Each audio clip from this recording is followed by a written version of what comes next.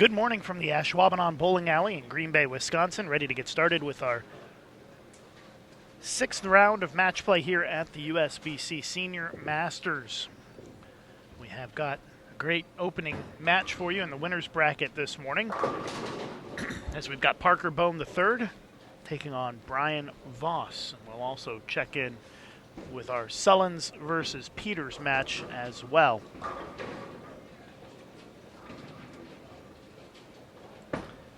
So Parker Bone to kick things off, leaves a 7-pin. It's a 3-game total pinfall match to determine the winners.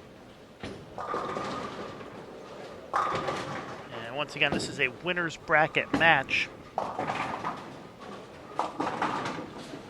So the loser would drop down into the elimination portion of the bracket. As we move along today, we will find out who is going to advance to the Bowl TV Finals tomorrow. Stepladder Finals starting at noon Eastern Time tomorrow here on Bowl TV.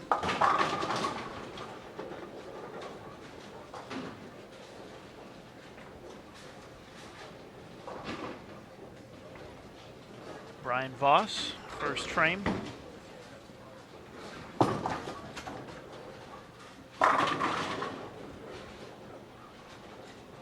Start things off with a strike. Take a look over at Harry Sullins. So he starts off with a 2-4-8-10 split.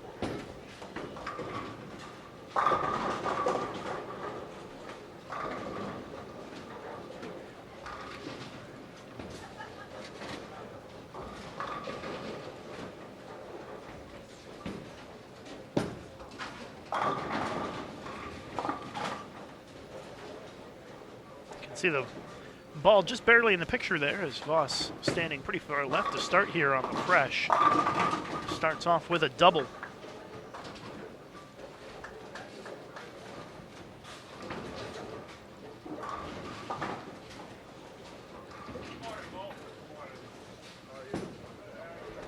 Do us a favor, go to our USBC Facebook page and share the posts with the picture of Parker and Brian, and see if we can get some more folks to tune into our live coverage here today. Just go to facebook.com/USBC. Share that post as Parker gets the 8-pin to fall very late.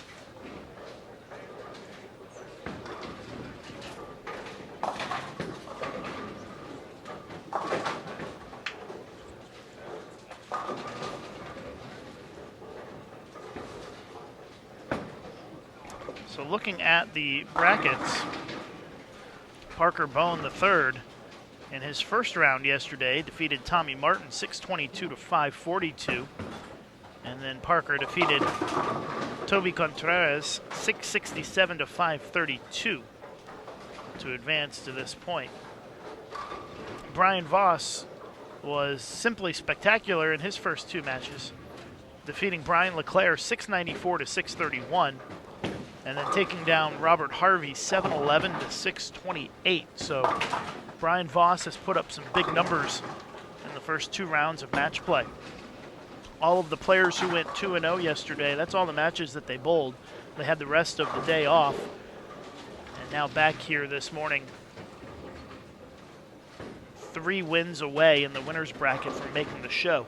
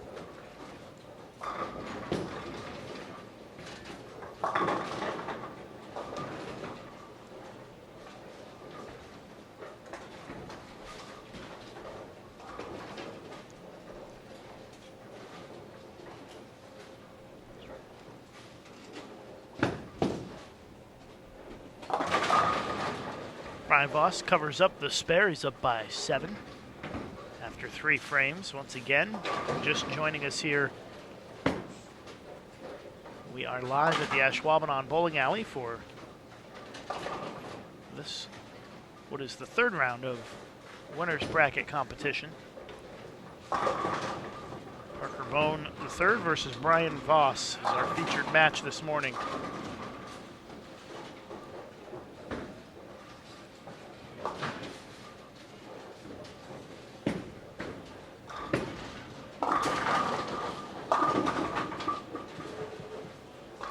Brian Voss trips out the 4 for the strike.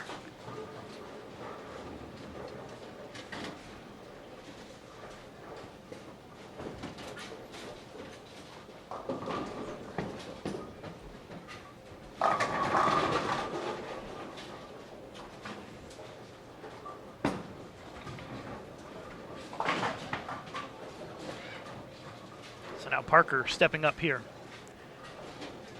4th frame, working on a spare. Struck last time on this lane.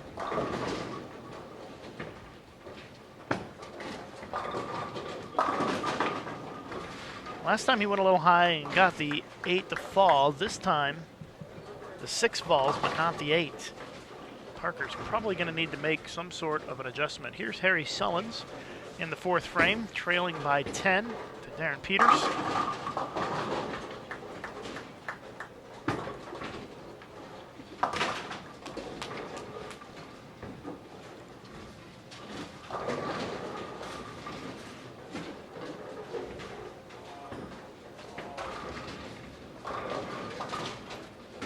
Of live coverage here throughout the day on Bold TV of the USBC Senior Masters, concluding today with the 4-player elimination finale that determines the final 3 spots in the stepladder. That'll be around 6:45 to 7 o'clock Central Time this evening, as Parker leaves the split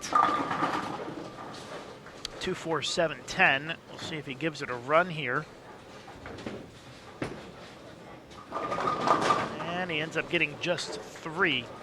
So an open frame for Parker Bone III as he falls behind here against Brian Voss by even a little bit more.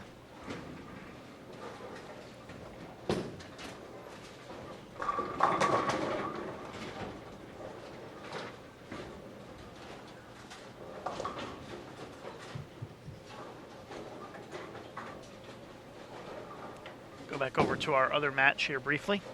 As Darren Peters steps up, leading by 10, working on a strike. Looking to turn it into a double in a 20-pin lead. Needs that to hook a lot. Misses the head pin, leaves the 1-2.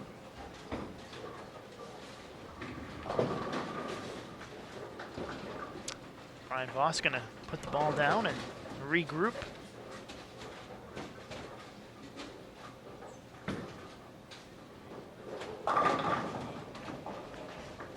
Voss working on a strike, a chance to take a pretty sizable early lead in this match with another strike here.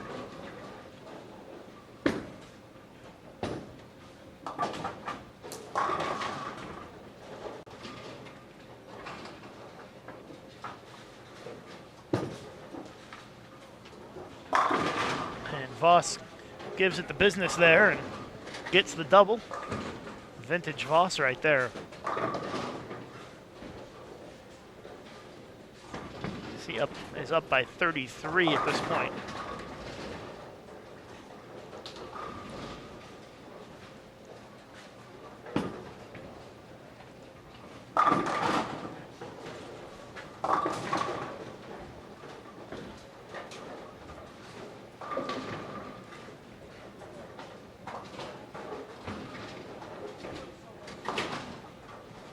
Voss can go up by more than 40 pins with another strike here. 6th frame, game number 1. Leaves the 10.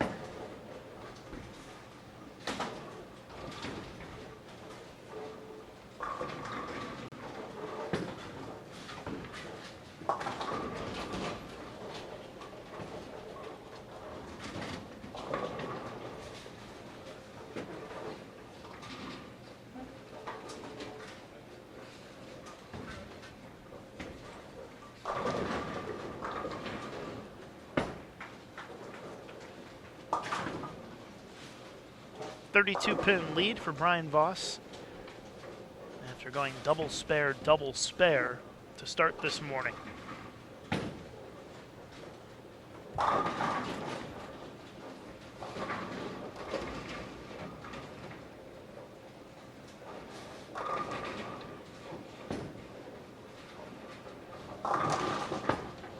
Parker trying to get it going this morning. That's a better shot. He'd gone high a couple of times on that lane. Looks like he made the adjustment, gets the strike, and now back on track. Over to Harry Sullins. Both players opening in the 5th. So Sullins still trailing by 10. He had a little trouble with his footwork when he was shooting a 10-pin just a minute ago. So he's over there checking it out here after delivering that strike.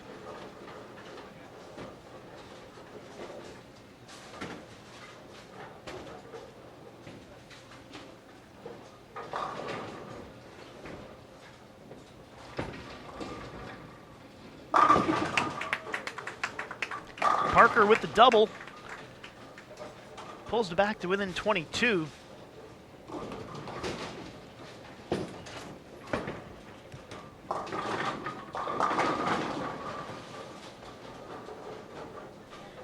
And just like that, right back into the match. It's a long match. 3 games total pins to determine the winners.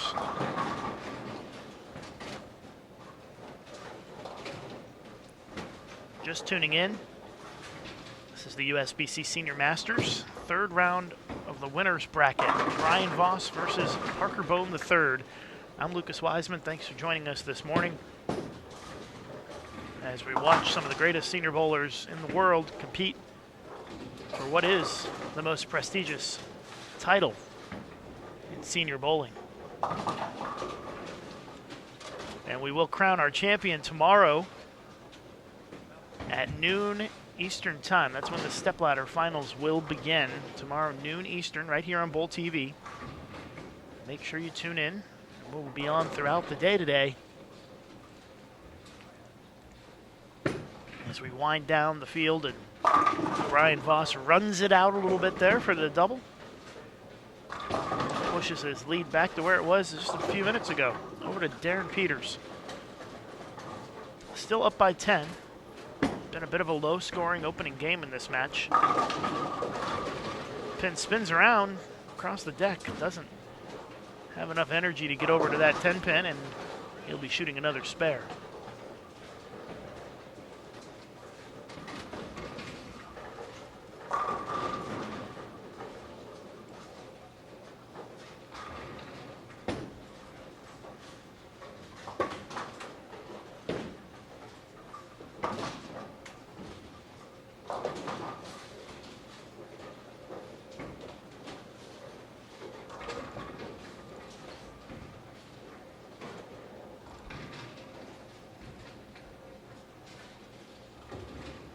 Now Parker working on a double.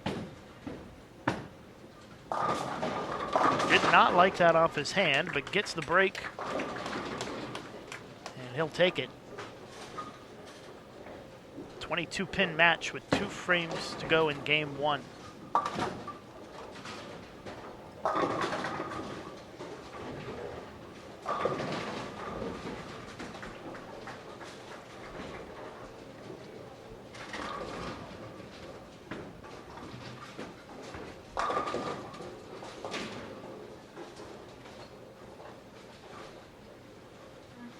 While we wait for Parker to do a little surgery on his bowling ball there, we will go over to Harry Sullins, looking to take the lead with a strike here. Sullins takes the lead by 1 pin against Peters after 7 frames.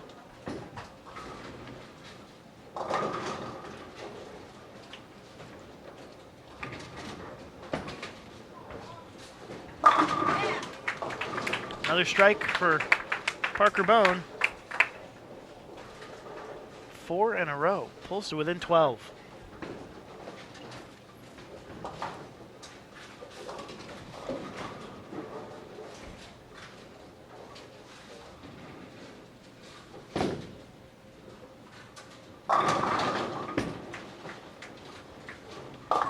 That one got away from Harry.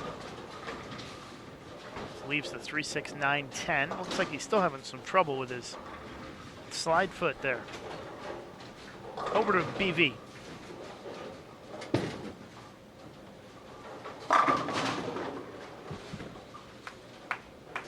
Turning into a bit of a strike fest here in the back half of game 1 between Voss and Parker.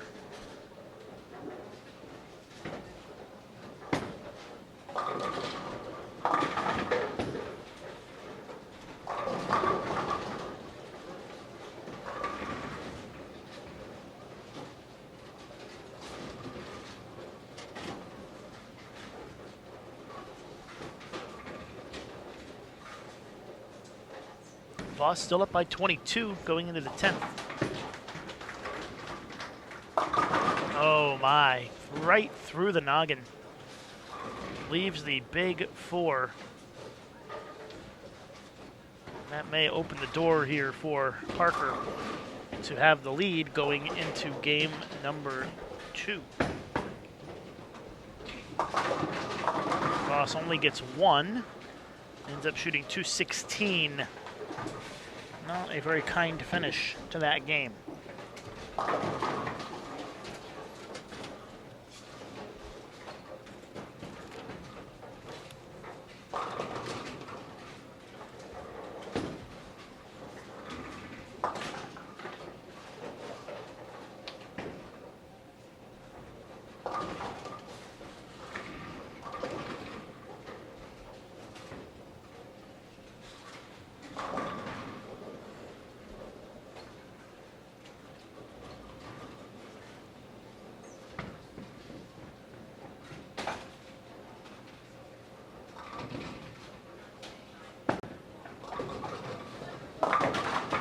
Parker, the second consecutive frame on that lane, does not make a quality shot, and he will trail after game 1. Darren Peters leading by 3, puts a double on the board, now leads by 13. Parker covers up the spare. It's going to be a very close match going into game 2.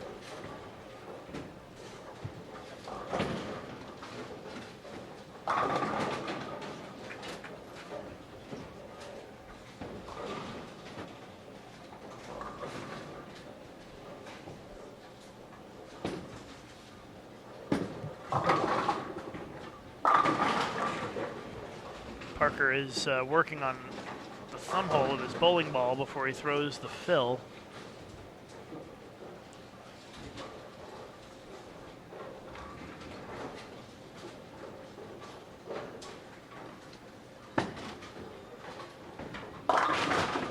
Once again, misses right. 216, 211. Brian Voss leads by 5 after game 1.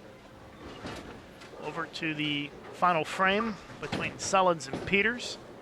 Sullins down 13 going into the 10th. Comes up light but gets the strike and the double. Pulls to within 3 now. Sullins can strike out for 202. Peters' max score 215.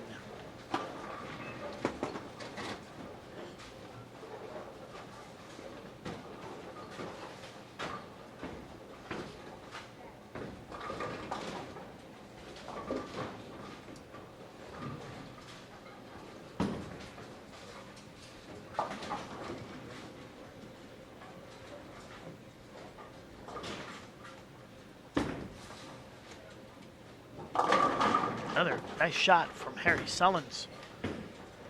As he sends the pin across the deck. A second strike in the 10th. Over to Brian Voss, first frame. Game 2. Up by 5 in the match.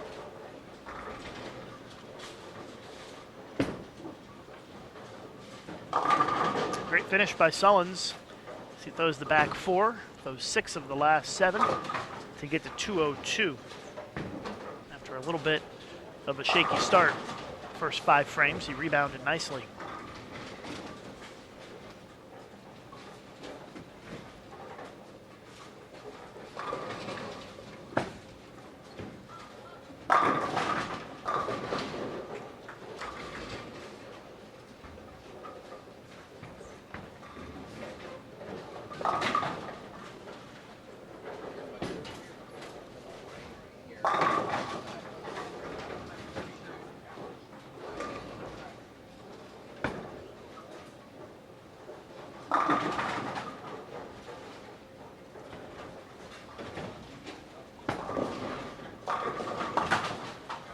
So Peters gets the first one in the 10th.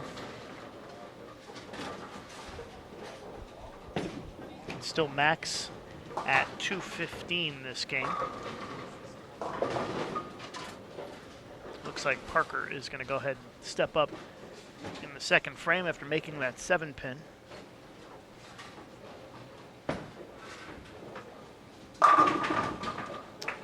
Better shot out of Parker.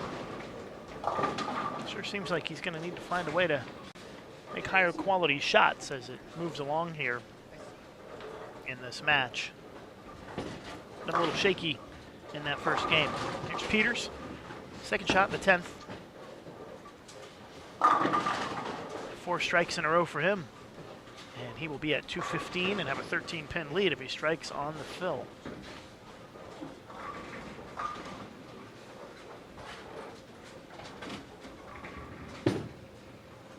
Brian Voss, double to start, looking pretty solid.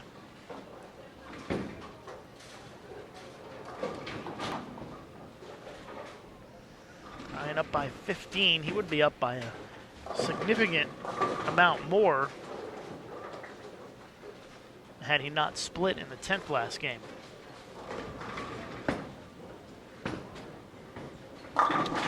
Peters punches out, throws the last 5, gets to 215. Good finish by both players.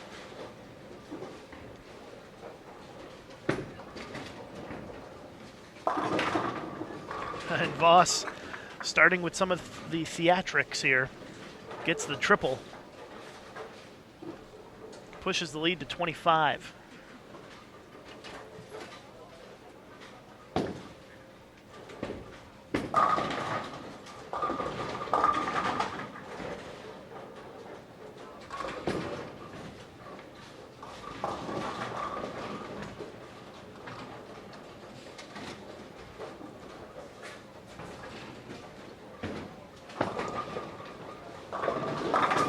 Oh, Parker with a 8-pin. Didn't throw it that bad. Probably his best shot in a while on that right lane.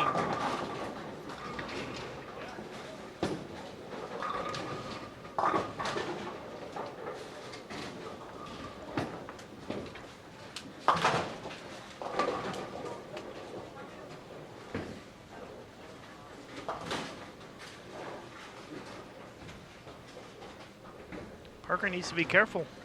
Otherwise, he might get run over in this match, the way things are going. The only reason that he is still in this match is because of the open by Brian Voss in the 10th frame last game.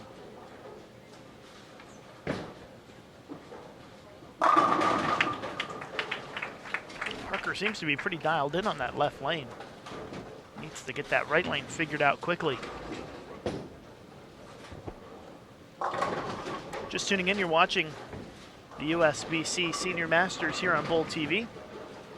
I'm Lucas Wiseman. Thanks for joining us. So Brian Voss is getting ready to step up with the front 3 to start this game. And leading by 25.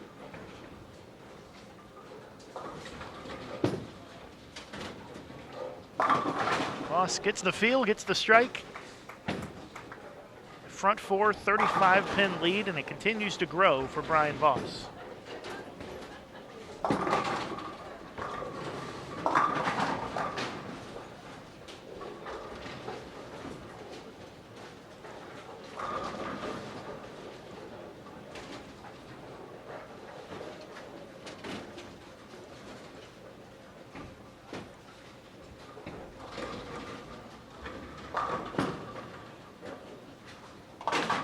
You can tell as we've progressed that Brian Voss has moved a little left based on how much you can see of the bowling ball when he stands on the left lane.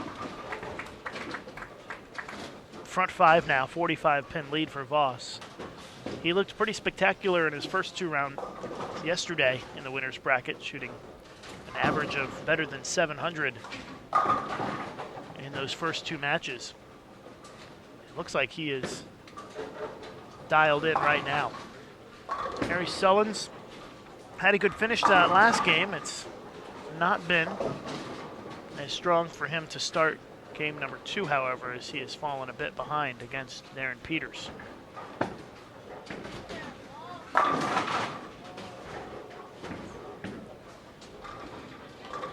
Parker with the 7-pin.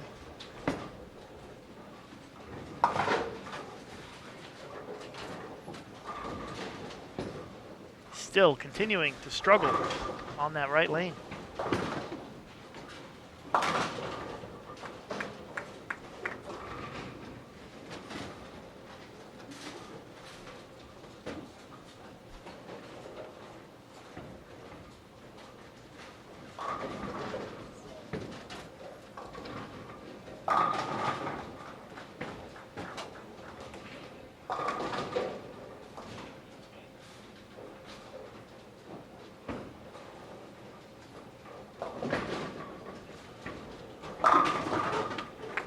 clearly the key to this match is going to be whether Parker can find a way to strike on the right lane. And here is Peters working on a double to start this game. Goes a little high flush, gets the strike for the triple. And he is up by 36 pins in this match.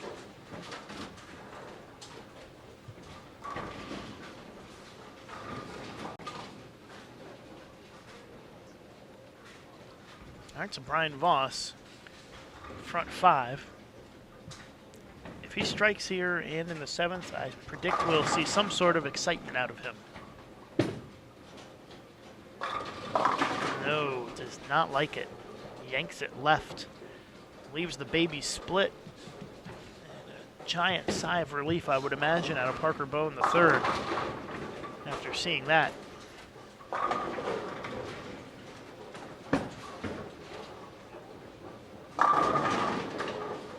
Nice shot from Peters, leaves the 10-pin, and his run of strikes comes to an end at 3. Let's see if BV can make the split now, and he does. Loved it all the way off his hand.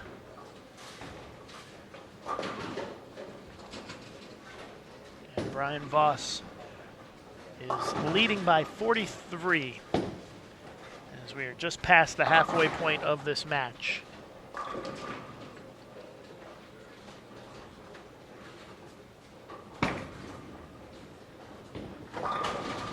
Peters missed the 10-pin, by the way, to keep that match close.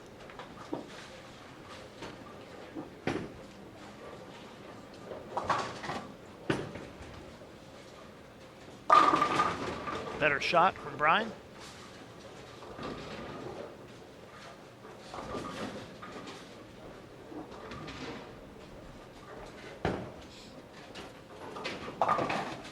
Bring in our resident left-handed expert, Matt Cannizzaro. Matt, it seems like Parker can't find a way to strike on that right lane, and it seems like he's got the left lane dialed in, but we'll watch and see what he does here on the right lane. Maybe you can offer any insight you might have as a fellow left-handed bowler.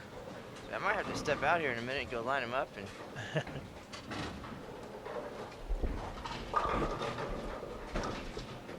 make sure we got your volume turned up enough here, Matt. All right, go ahead. Just seems like some of the left-handers this week have kind of been stuck. It's a little bit of an over-under reaction at times, and Parker, of course, makes much better shots than most consistently, but he's been close. Looks like he changed balls. Had a little bit of a lazy 7 on that lane the last time, and yeah, it looks like Parker made a ball change and gets the double, and perhaps has figured it out to get himself right back in this match. Down by, let's see here, 33 pins now. But by staying around the pocket and making his spares, he was able to stay close at least, and then, Voss's big miscue at the end of game number 1, and Parker now coming into this game at least only 5 pins behind. Oh, goodness. It never fails. You can't buy a strike on the right lane. You finally get one, and then all of a sudden you leave a split on the left lane. It's just maddening.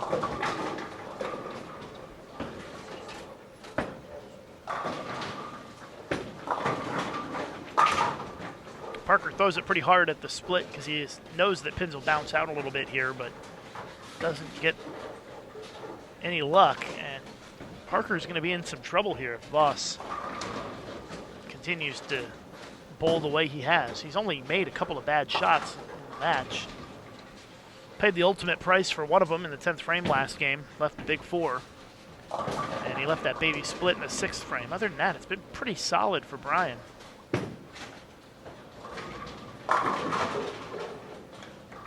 He knows your opponent gets an open, time to step up and jump on it and put your foot on the accelerator, start to pull away. Voss about as laid back as they come these days, just kind of sneaking into match play with a big game in game 15. And getting in there, and as you mentioned, bowling very well through his first 2 matches yesterday, and today, again, just relaxing and staying quiet, and to a point that you almost thought he wasn't going to be here in time. Yeah, apparently he was hanging out in the locker room. Came out with about 2 minutes to spare before practice started. Oh, and there's the Brian Voss we know and love as he gets pretty excited on that strike for the triple. That is why he is one of the best bowlers in the history of the sport, because he steps up and he takes advantage of the open frame by Parker Bone III.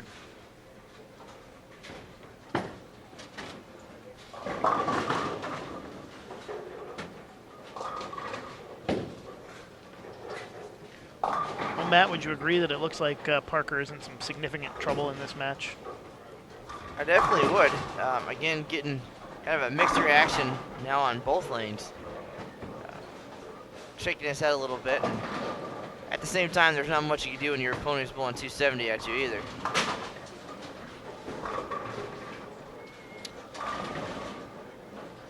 Parker can only get to 205 this game. Brian can get to 278. And Voss with a 5-pin lead coming into this game. And it looks like he will expand that significantly. We haven't checked in the other match in a while, so we'll go over to Harry Sullins, who's looking to take advantage of a couple of opens on the board by Darren Peters. And Sullins gets his 3rd consecutive strike.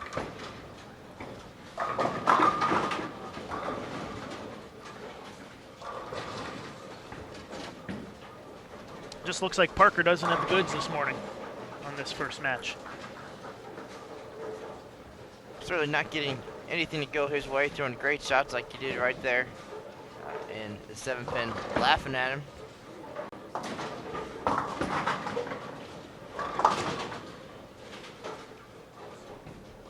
But the good news, still 1 game to go, and these guys are in the winner's bracket, so the day is not lost.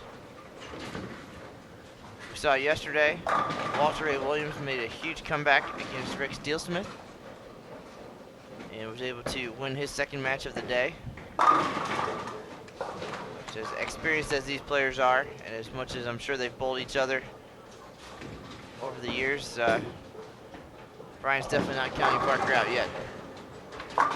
Yeah, I've seen players come back from 80, 90 pins down going into the last game, but you don't get that vibe from this match. See if Voss can show up in the 10th here. Yep. Erasing the memories of that first game. He left a big split in the 10th.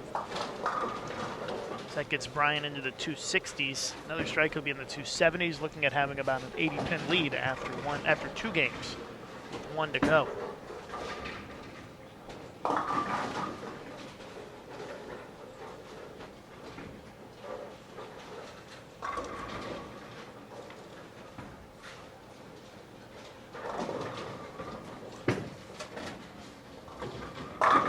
Brian Voss is going to be on pace to be above 700 again. Averaged around 235 or so yesterday in his first 2 rounds of match play. And right now ahead of that pace here against Parker.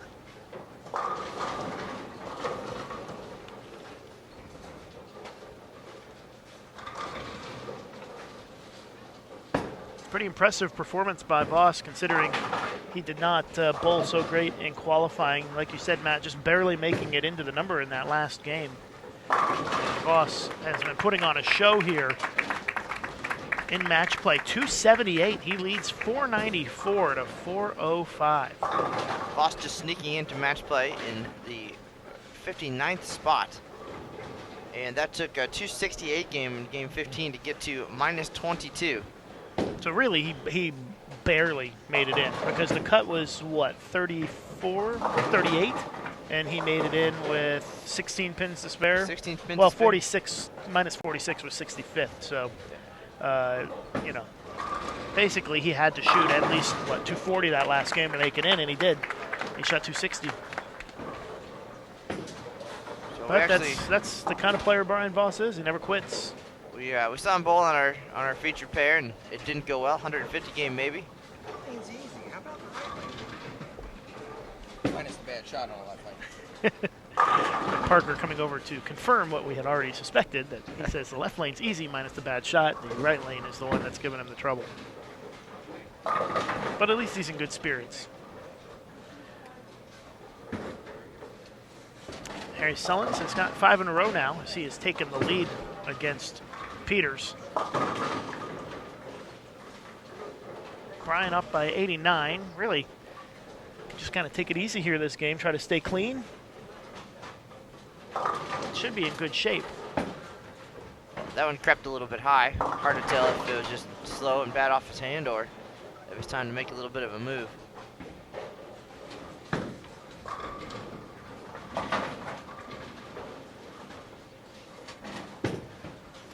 I'm sure Parker knows virtually his only chance to have any way to win this match is to shoot 300 this game. And even at that, Brian Voss would only need 212 to shut him out. Not a good position to be in.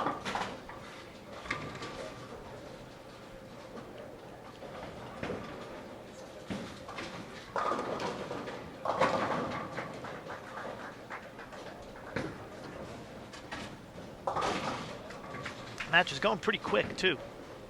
Pulling at a pretty fast pace.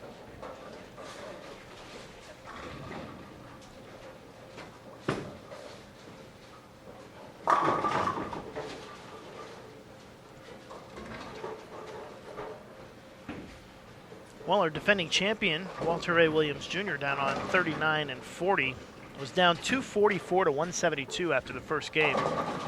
And Walter Ray is going to shoot, looks like 269 this game. Robert Brown going to be at 201, so Walter Ray makes up a significant portion of that deficit. 10th frame for Peters as he strikes. He can get to 200 this game. Sullins can get to 256. So Sullins will have the lead going into game 3 as they are still finishing up game number 2 in that match. We have a full day of coverage for you here on Bowl TV today.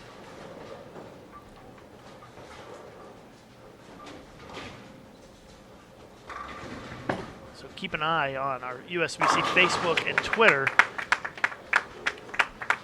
as we will be posting each round when we start a new match who we're going to have on the live stream pairs. And we hope that you'll join us for the stepladder finals tomorrow at noon Eastern time, right here on Bowl TV.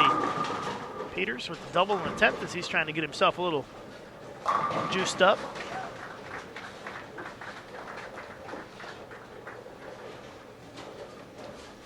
You can find the live scoring at bowl.com/Senior Masters. It'll allow you to see the frame-by-frame of any pair in the house. Parker with the bucket on the left lane. Just about seal his fate, I think. Means that magic number for Brian Voss is now 188, 189, somewhere in there.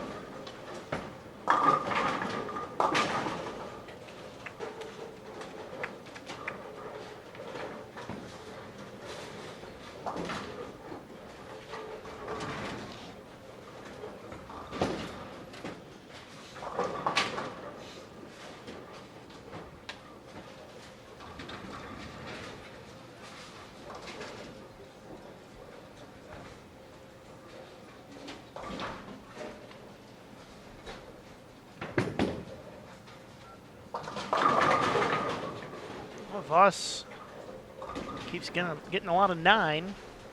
Doesn't need a whole lot more than that every frame. Here is Sullins. He's working on 5 in a row. He's not very happy.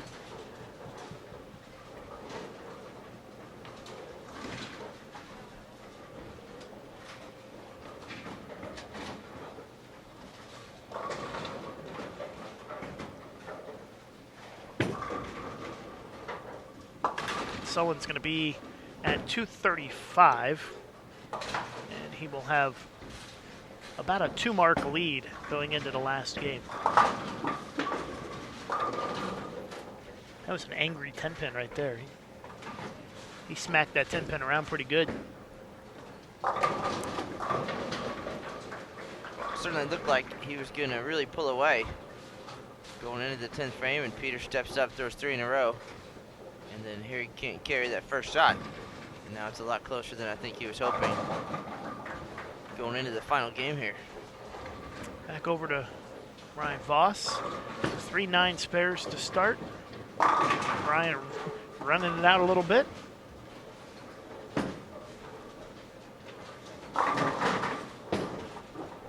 .235 for Sullins as he leads 437 to 415, so a 22-pin lead for Harry Sullins after game 2.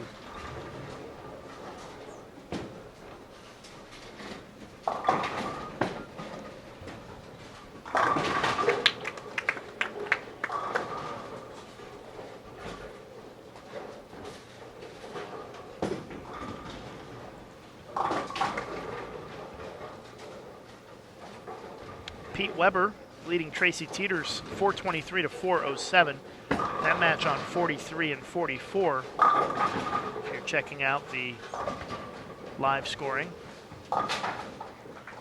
Mellinger leading Bob Learn Jr. 429 to 383.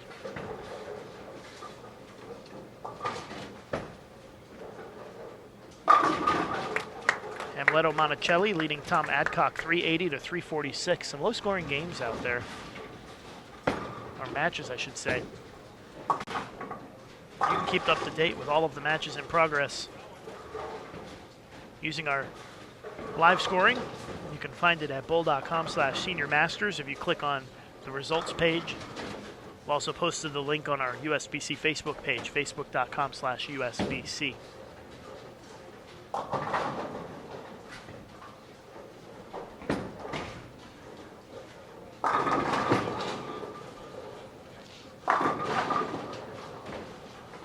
Voss doesn't want to mess around. He would like to put this thing away pretty quickly here.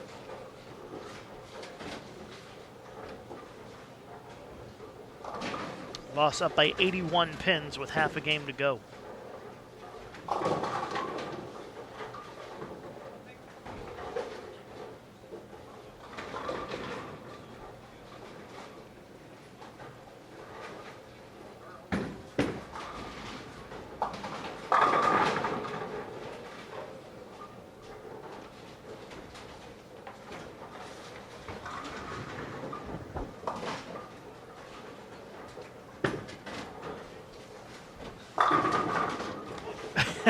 Brian Voss getting intense and excited. 3 in a row for BV, and he is going to move on in the winner's bracket. Let's see, who will Brian potentially take on in the next round? So over on the right side of the bracket, he will bowl the winner of Mike Edwards and Jeff Shaw on 27 and 28. Assuming he hangs on to win, which it looks like he will.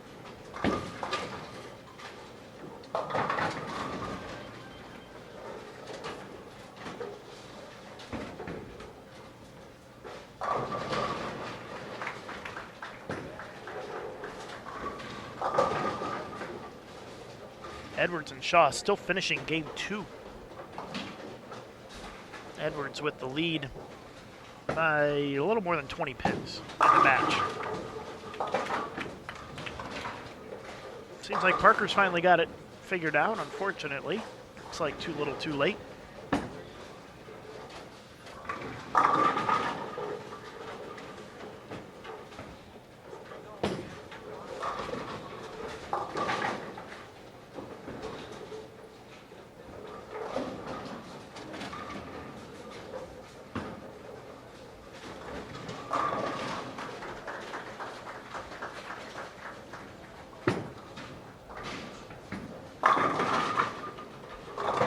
Wicked 10-pin from Brian Voss. Let's check in on our other featured match. Harry Sullins has started with a double, Peter's spare double. And Harry now with 3 in a row as he leads in the match by 32 pins.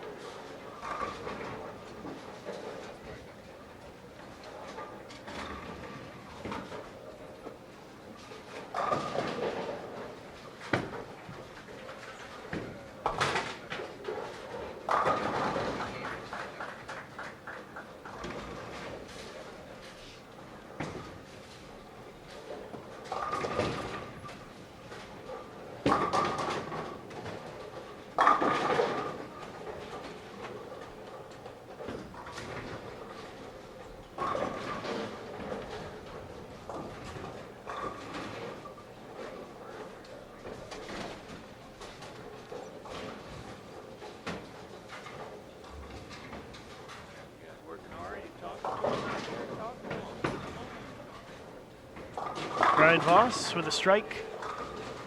8th frame.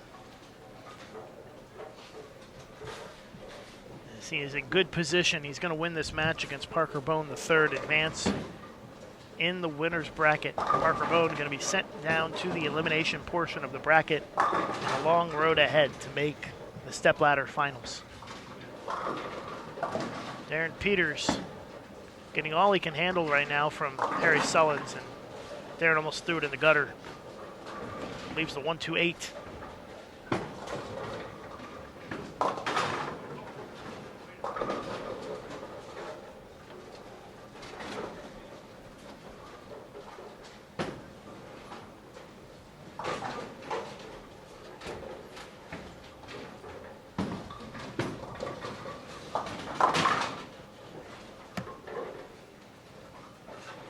So Parker will drop down into the elimination bracket, and he will bowl the winner of the elimination match between James Kedrowski and Rick Steelsmith down on 7 and 8.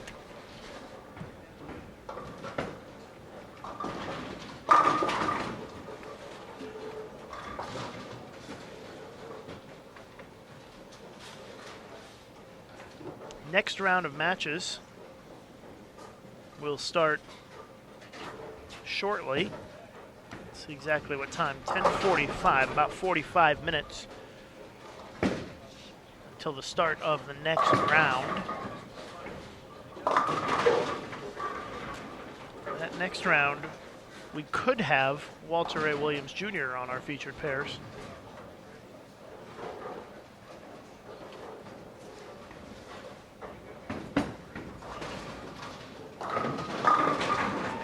We also could have Amleto Monticelli. All depends on who wins in this round.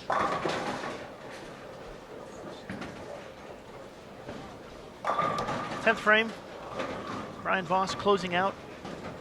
Another great performance here in match play as he continues to bowl well. Pocket 7-10 split doesn't much matter. Once again, he's going to be right at 700 for the match. And he's going to pick up a relatively easy win here against Parker Bone III. Well, Darren Peters just missed the single pin, missed a 10 pin, and Harry Sullins looking to jump all over it here.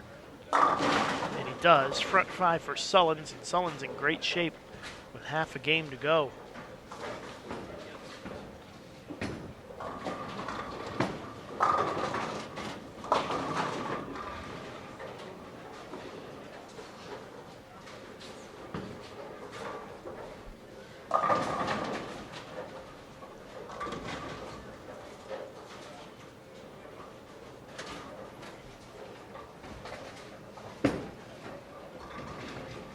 Sullins with another strike and a 77-pin lead with 4.5 frames left. Final score, Brian Voss 698, Parker Bone III at 609. So a big win for Brian Voss against a tough opponent. Brian moves on in the winner's bracket. Parker drops down to the elimination portion of the bracket.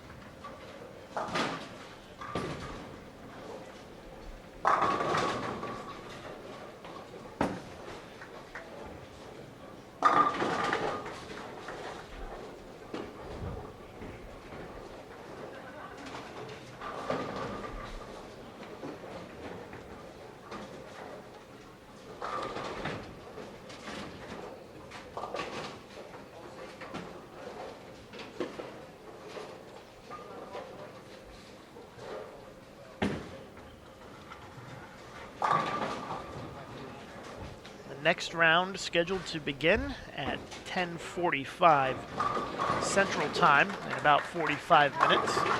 Still have a lot of matches finishing up. Looks like Pete Weber has the front 7 or 8 down there. Keep a close eye on that. A little bit too far for us to see, but Pete is going to win his match against Tracy Teeters.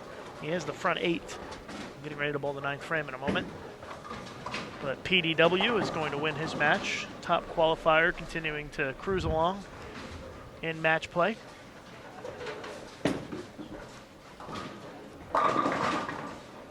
Harry Sullins leaves the 9-pin. He's not so happy.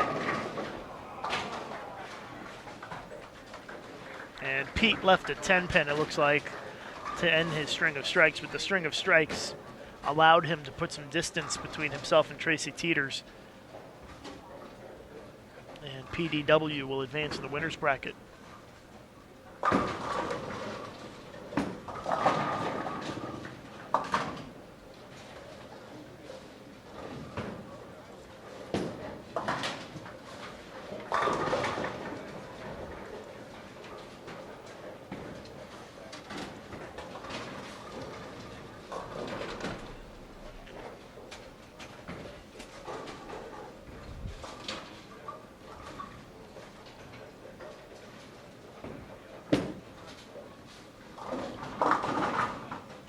Three, 6, 9, 10 for Sullins.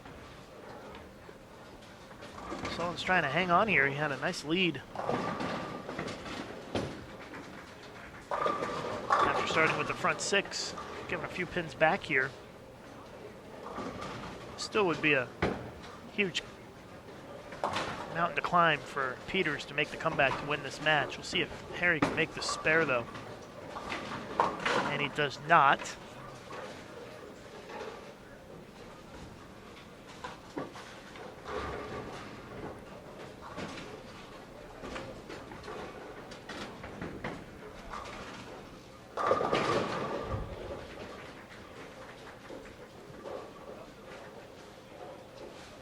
Sullins just needs to be clean in the last 2 frames to secure the victory, even if Peters strikes out.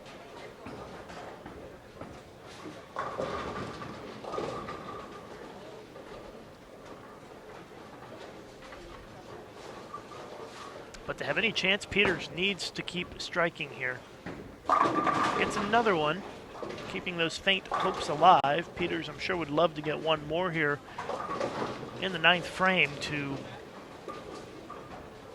give himself at least a chance should Sullins open the door.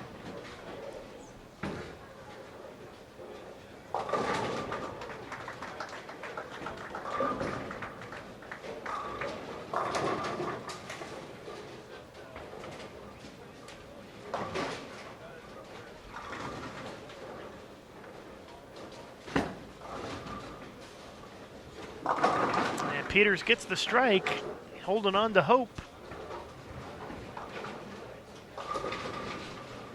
The max that Peters can shoot is 660.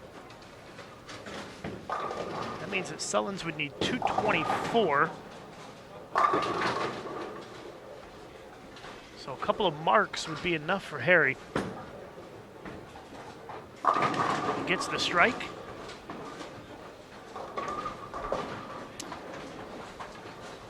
Just needs a mark here in the 10th for the shutout.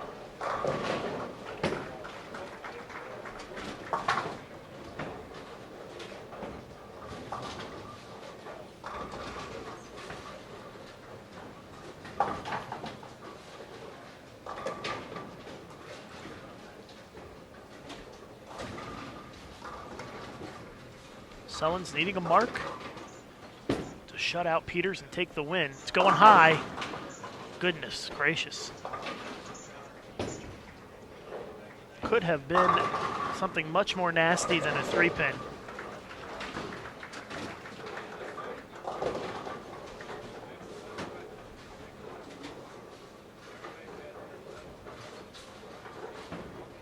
Needs to make it.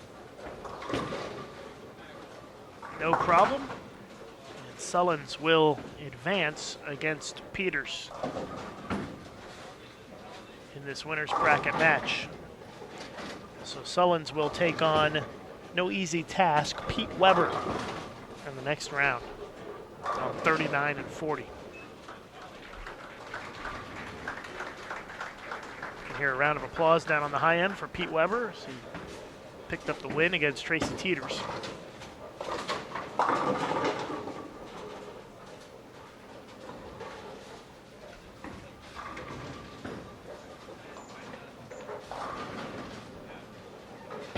670 for Harry Sullins.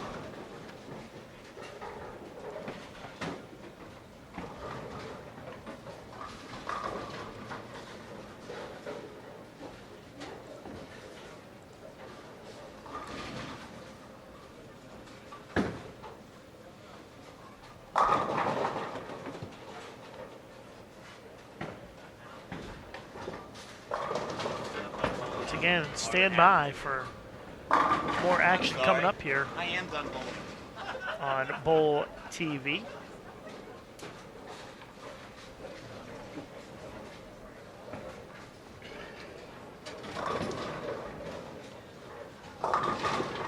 We have another round coming up in about 35 minutes.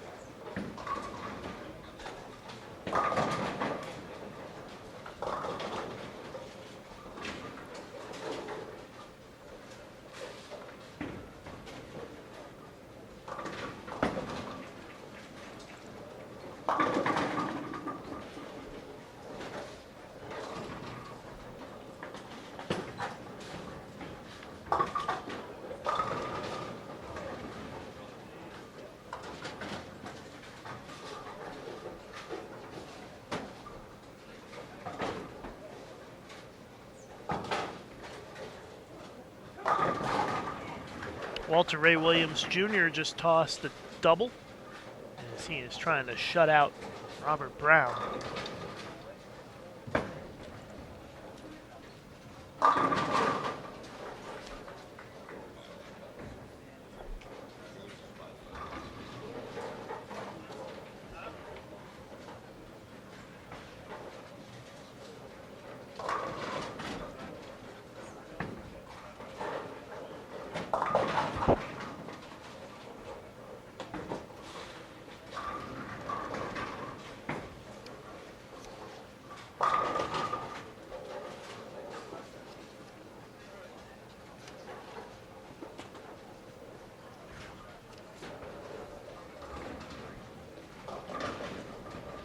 It looks like Walter got just enough in the 10th for the shutout.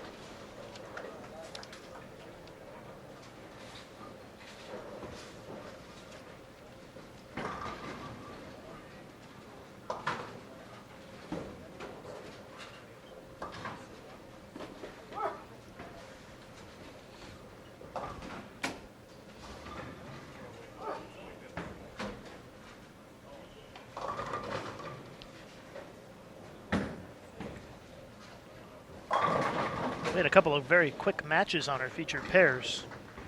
Let's run through some of the scores of the other matches that have finished up. Amleto Monticelli 594, Tom Adcock 518. Very low scoring match there. Pete Weber 701, Tracy Teeters 600. Wow, Mellinger had a big lead on Bob Learn Jr. and he's gone open in the last two frames to shoot 159, and it looks like Bob Learn has a chance to come from behind, down by 46.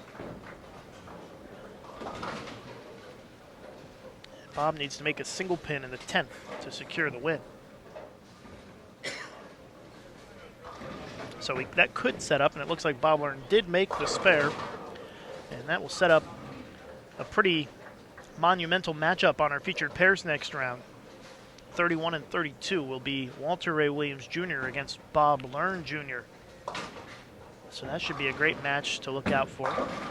35 and 36, our other featured pair, shaping up to be Amleto Monticelli, taking on the winner of Lenny Borsch and Sam Lanto. That match is over. Sam Lanto won 6-16, 6-07. So Amleto Monticelli against Sam Lanto will be our other featured match.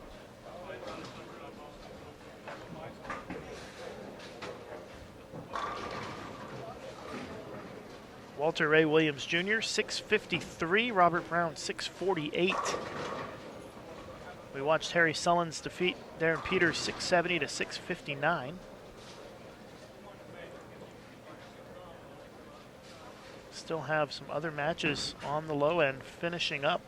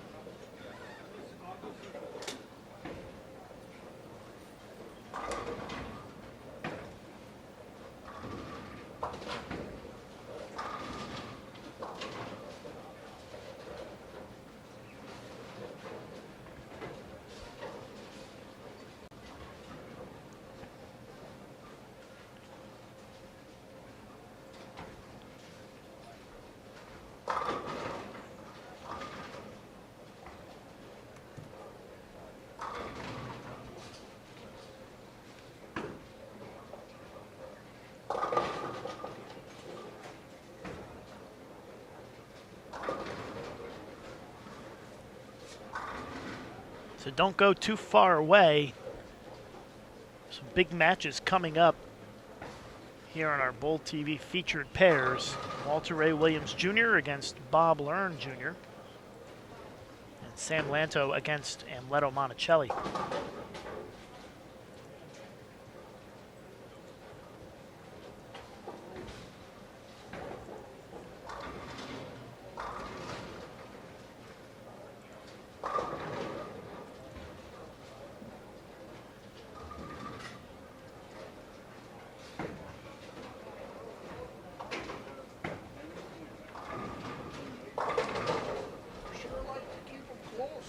Actually, I don't.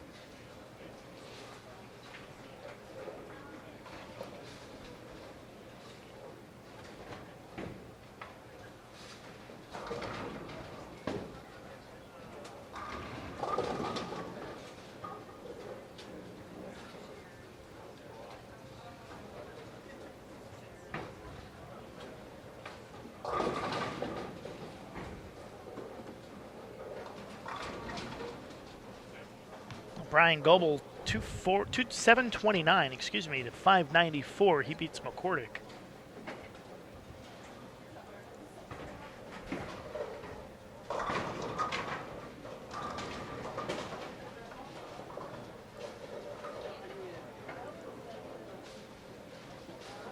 We'll have all the scores for you on the bracket when it gets updated in just a few minutes at bull.com/senior masters. Going to step away for a few minutes, but we will rejoin you in about a half an hour when we start the next round of matches right here on Bull TV at the Senior Masters.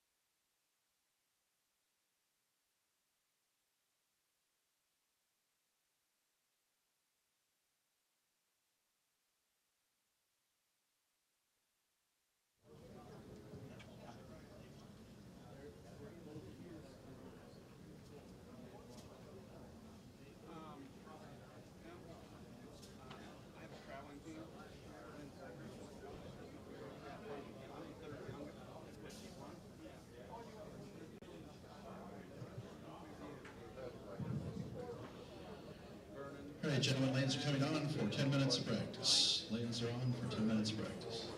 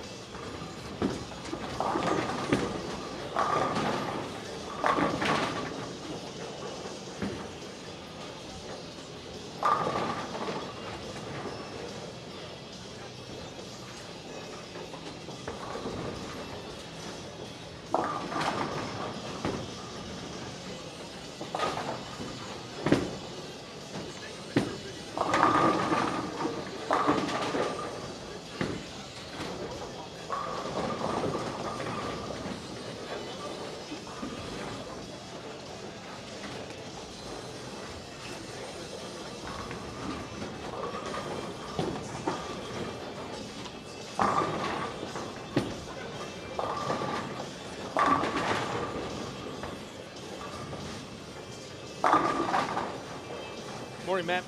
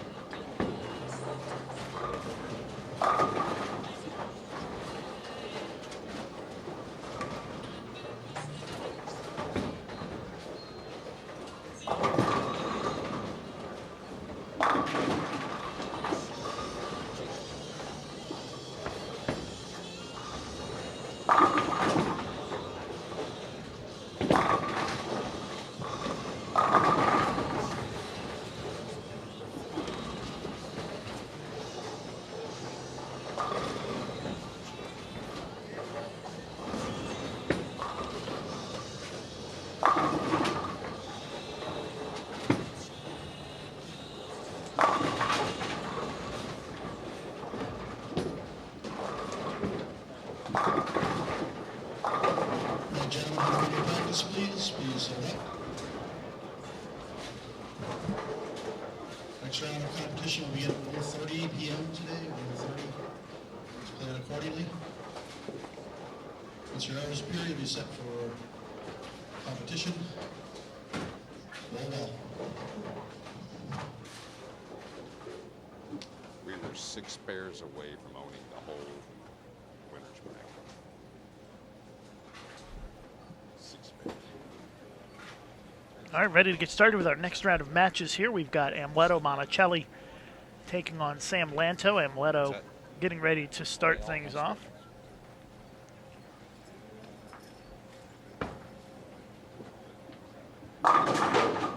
Leto with a 10-pin to begin. You're watching live coverage of the USBC Senior Masters here on Bowl TV. I'm Lucas Wiseman. Thanks for joining us this morning as we are in our fourth round of winners bracket competition.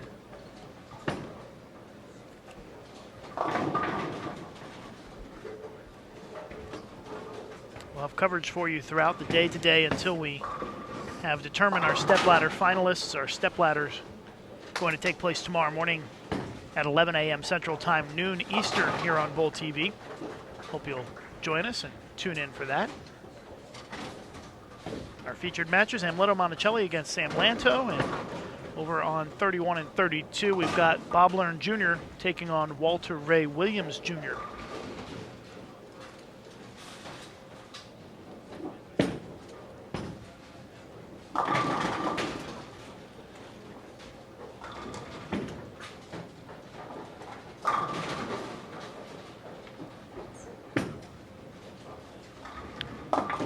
Walter Ray looks a little surprised by the Greek church there on that shot.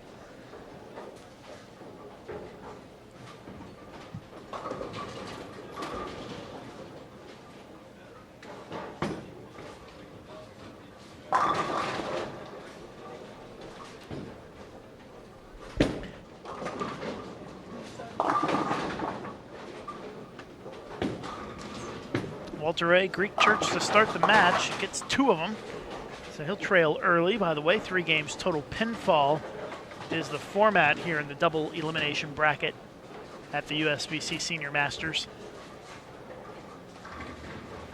The 2 players who survive the winners bracket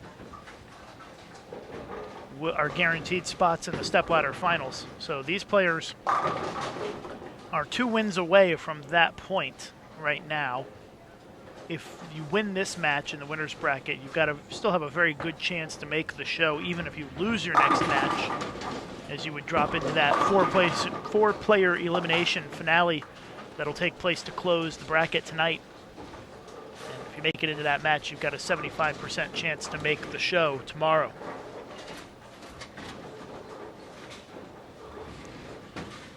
Both of the pairs that we are using in this round were used in the first round as well. This pair had Brian Voss versus Parker Bohm III. Bob Learn Jr. leaves the 10-pin. And over on 35 and 36, where Amleto Monticelli steps up in the third, we had Harry Sullins and Darren Peters with a pretty high-scoring match in that opening round.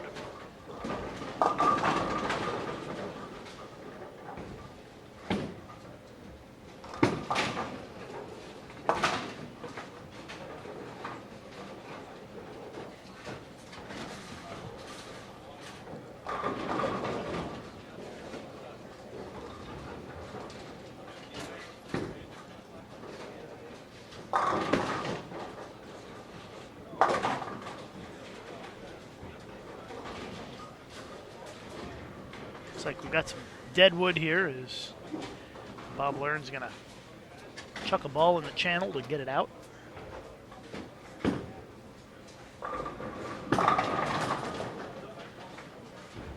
Why does everybody always do that left-handed? I don't know. That's a good question.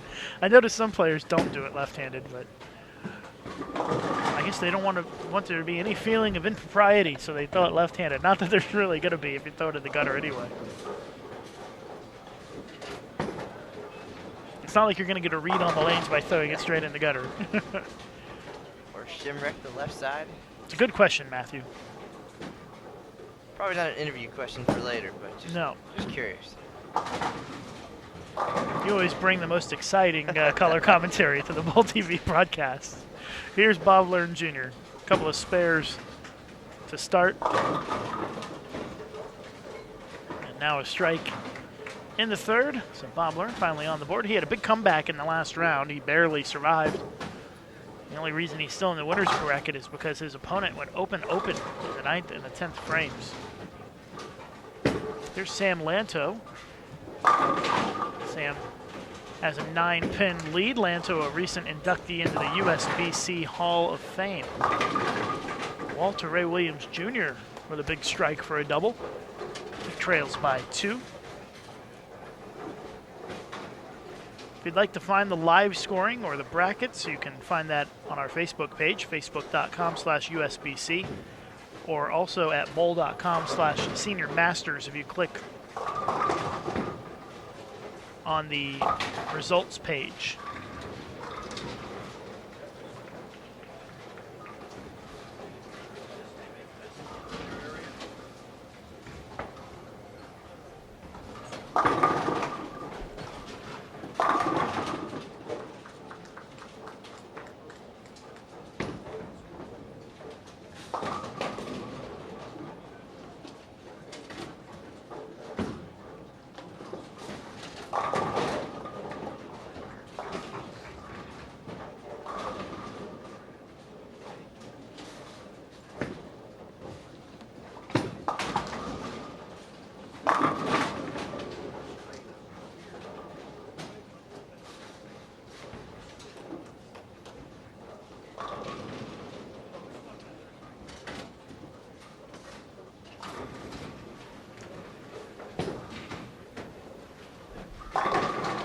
Bob Learn with the 10-pin. Kind of a slow start to this match for Bob.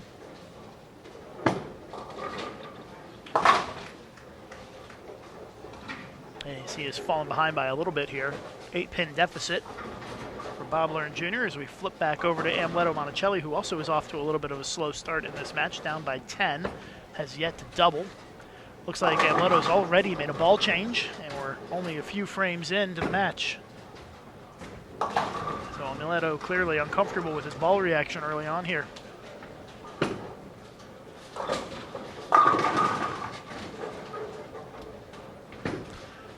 It's a couple of strikes in a row on that left lane for Bob Learn. Once again, 3 games total pinfall determines our winners in these matches.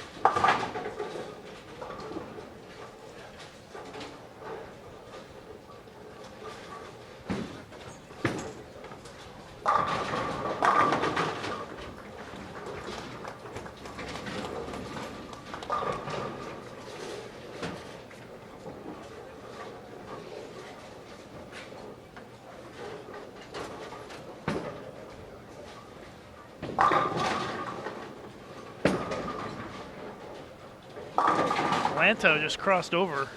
Well, it leaves a wobbling 6-pin.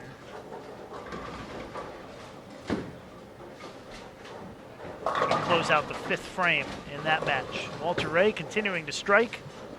Well, that one goes high. Leaves the 4-6-7 split, second split of the match for Walter Ray Williams Jr.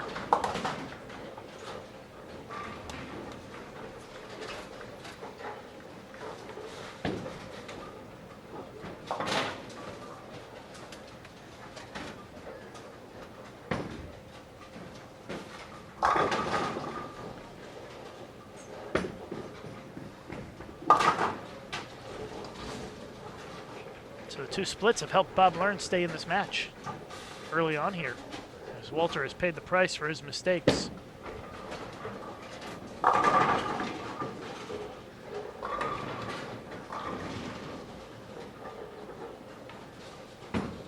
Bob Learn looking for his first double of the match. Leaked it right, leaves the washout. 1-2, 4-10.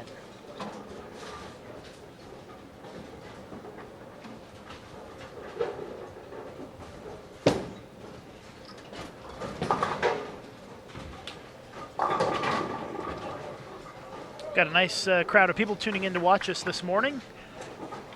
Creeping up on that 1,000 threshold for the number of viewers. So do us a favor and share the link to the live streaming. Try to get as many people watching as possible. And I want to say good morning to my fiancée Danielle, who is watching back in Indy. So good morning, Danielle. She's a big Amleto Monticelli fan, and here's Amleto in the 6th with a nice strike, trailing by 10. Both players clean through 6 frames. The difference in the match thus far is the double to start the game by Sam Lanto. Bob Learn, fresh off making the washout, trying to run it out a little bit, leaves the 7. Trails by 4.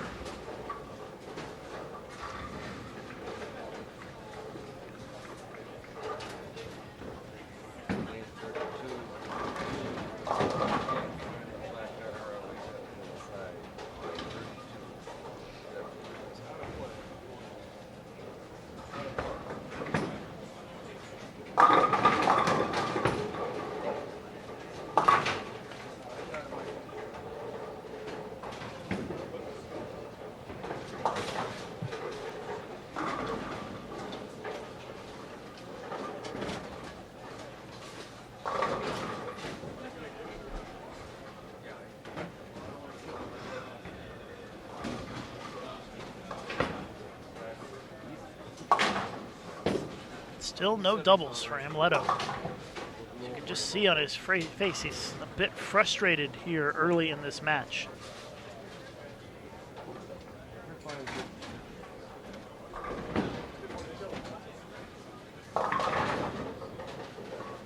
So we wait for Walter Ray to bowl. We'll go ahead and flip over to Sam Lanto here.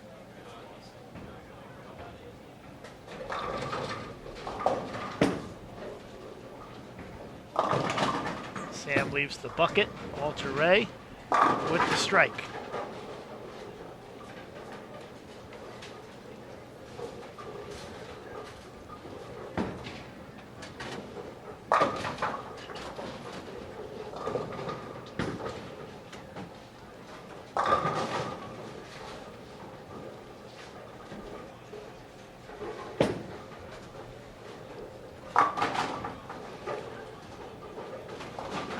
Eighth frame, Walter Ray Williams Jr. working on a strike, leading by 4, trying to push it to 14, and he gets the 9 to go. Double for Walter Ray. Hasn't made a spare this game, but 6 strikes in 8 frames, coupled with a couple of splits for opens. He's kept it relatively close here against Bob Learn Jr.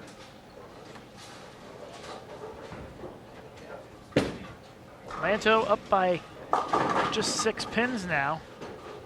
Now it goes to 4 with that 8 count.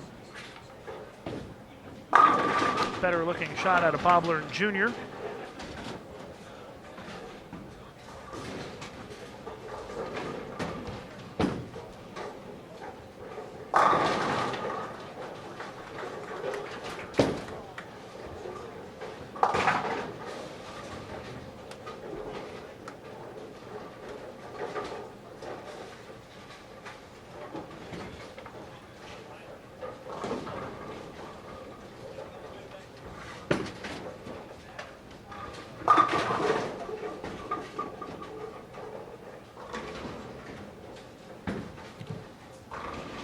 Bob Learn not very happy with that shot.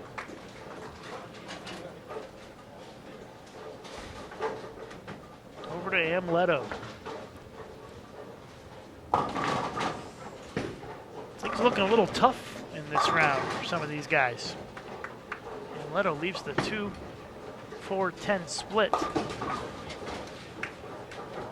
He's been shaking his head the whole game.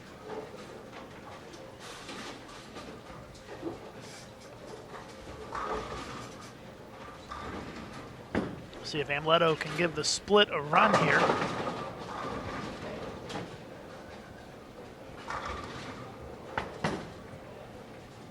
Open frame for Amleto Monticelli. Walter Ray Williams Jr. has had the best look of anybody on our featured pairs so far in this game. And he leaves a 10 pin on that shot.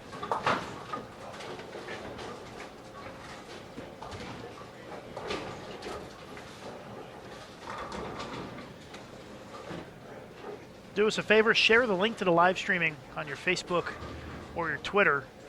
We've got a lot of the greatest players in the games bowling on our featured pair for this round of match play. It'd be a shame for your friends not to tune in, so make sure you spread the word and post the link to our live stream today here on your Facebook and Twitter.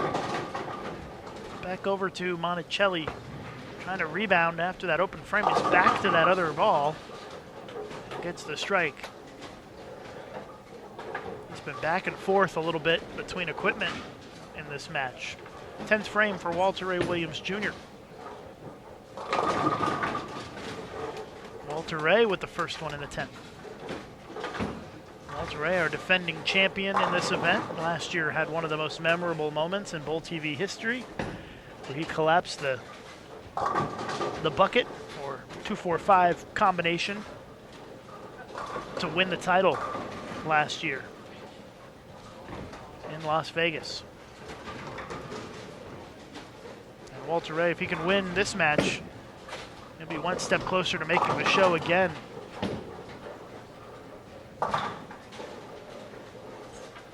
Second shot in the 10th for Walter Ray. He wants it.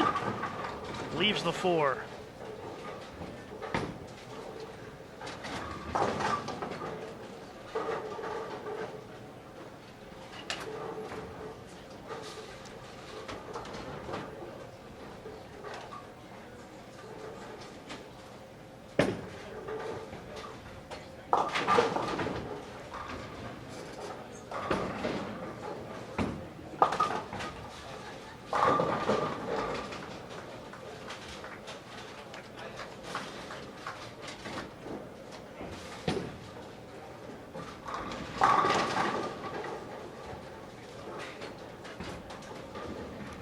So 211 for Walter Ray Williams Jr.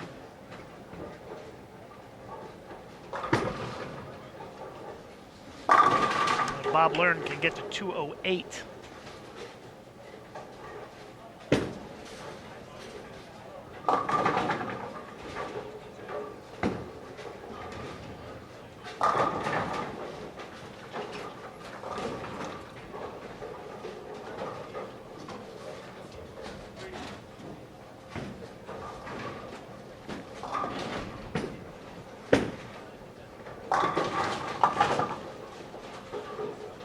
Bob Learn trying to close it out here in the 10th. Pull to as close as he can. And he will be within just a few pins of Walter Ray Williams Jr. going into the second game. Our other match, Sam Lanto, opened in the 10th. Had a split for 184.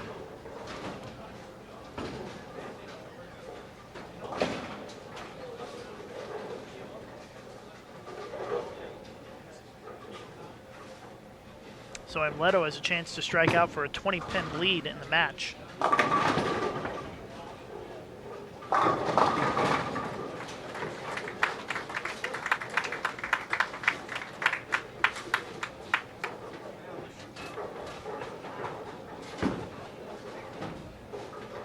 Bob Learn struck out for 208.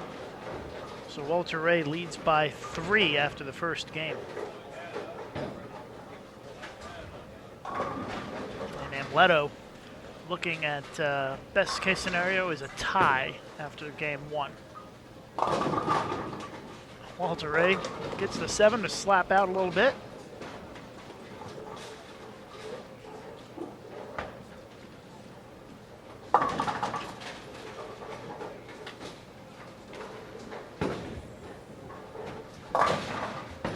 Looks like Brian Voss shot 290 his first game. He is just absolutely on fire here in match play. Would not be a surprise to see Brian Voss in the stepladder come tomorrow afternoon. The way he has been bowling, his look has been fantastic, and he's been taking full advantage of it in his matches. Voss averaging better than 230 a game in match play thus far through his first three matches. Monticelli and Lanto ended at 184 apiece, so all tied up after the first game.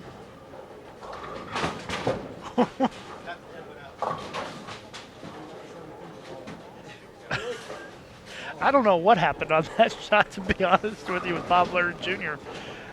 He throws it so hard that it looks like he made the 10 barely, but then the ball popped out of the pit and back up onto the pin deck. That was really strange. The only reason the ball didn't pop all the way back out was because it hit the rake. That was pretty interesting.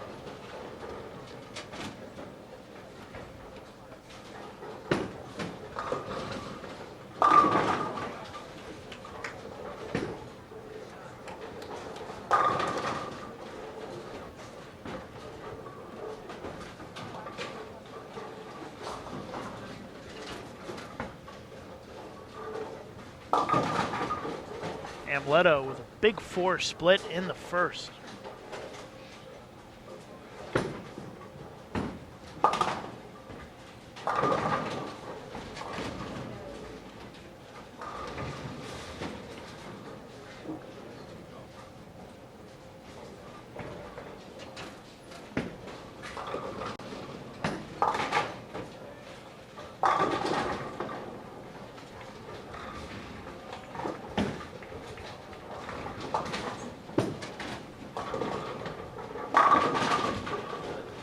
Double for Walter Ray. Pushes his lead up to 14.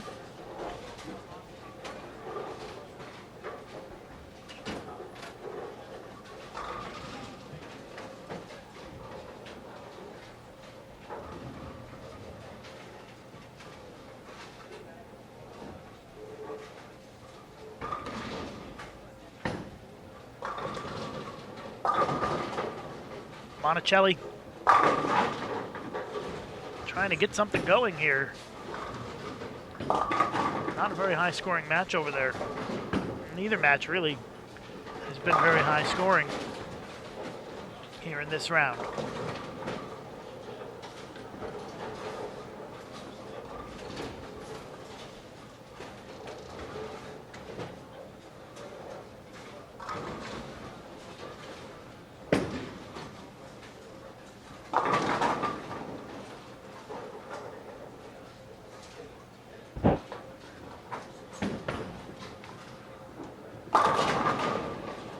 Hangs on for the spare for Walter.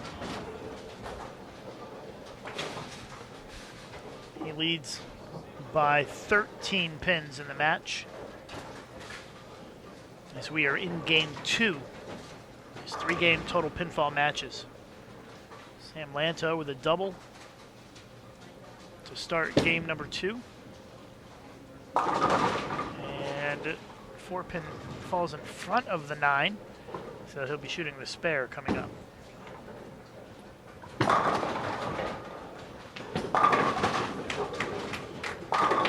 Bob Learn looks a little surprised. He got it to hold for the strike.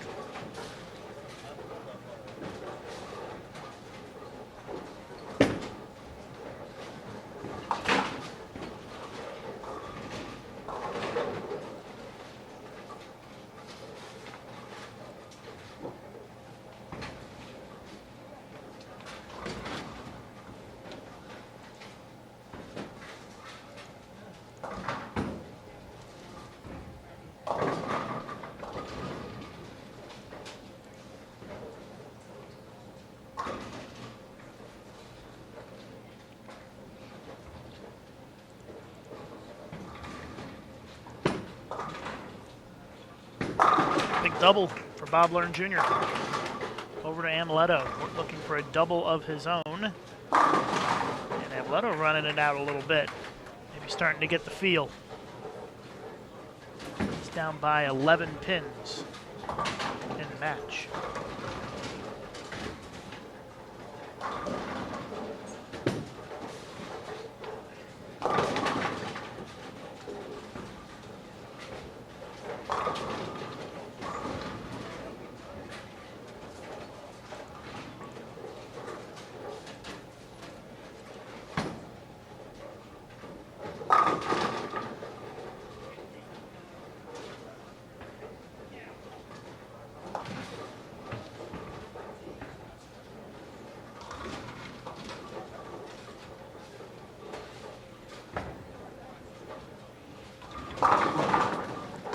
Monticelli, another big strike. Looks like he's starting to get the feel. Walter Ray converts the double wood. Amleto's been messing around back and forth between balls, but looks like he might finally be matched up the way he wants to be.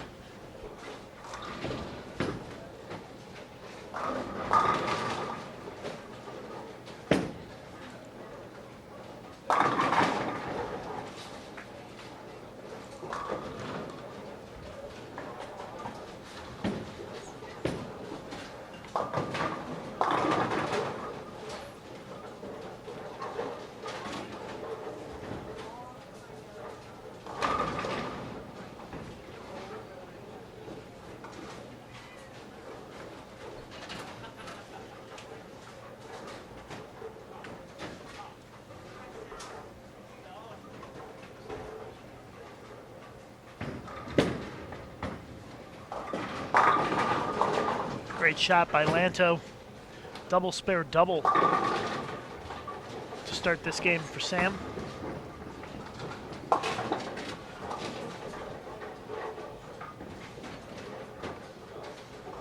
For those following on the live scoring, Brian Voss shot 290 first game, went front four this game, just left a 4-pin in the 5th, so his string of strikes comes to an end. Had the back 11 last game and the front 4 this game, so 15 in a row for Brian Voss.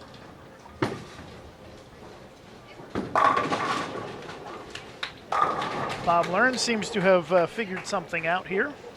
He now has 3 strikes in a row. And he leads by 11 against Walter Ray Williams Jr. Amleto's string came to an end with a single pin leave. He trails by 12.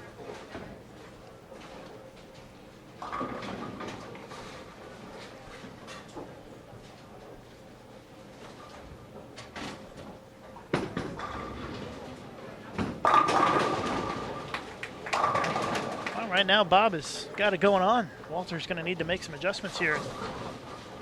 Find a way to throw some strikes.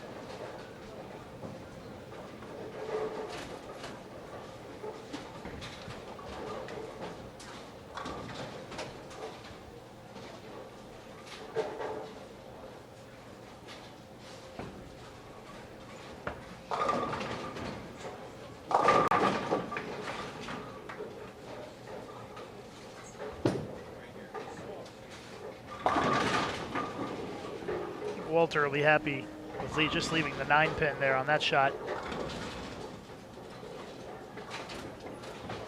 Looked like he put a little bit more on it, got a little left, and it went high.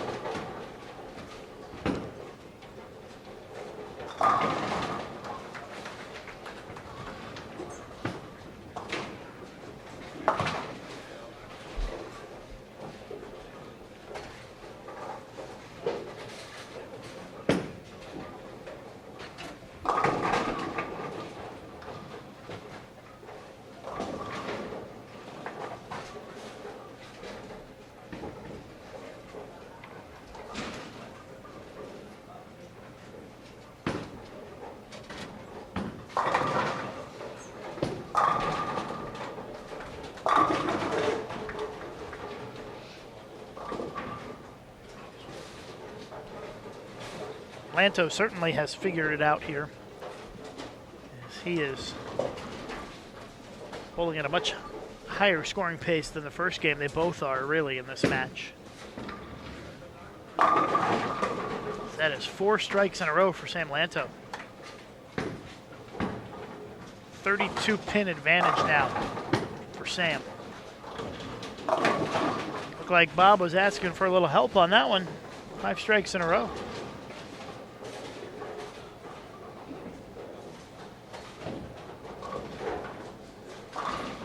Pretty good matches here, Mr. Wiseman. Yes, sir, Mr. Cannizzaro. Give the people what they want. Yeah, pretty exciting to be able to watch some of the best senior bowlers in the world. Although it doesn't feel like some of them are seniors. Oh, feels like 1993 right now. Oh, wow. Tough break for Amleto as he leaves the 7-10 split. It may feel like the 1990s, but some of them are still bowling at the level that they bowled at back then. Some very, very... This field gets tougher and tougher every year, it seems like. As so we've been covering this event for a number of years now. All these great players have become eligible for the Senior Masters. The field just gets tougher and tougher. Makes for even better and better live streaming viewing every year here at Senior Masters. And every one of these guys still extremely competitive. Well, a few of them, of course, spend their time on the regular PBA tour as well. And still competitive out there. Of course, P. Weber, Walter A. Amleto out there quite a bit. Yep. Mike Edwards.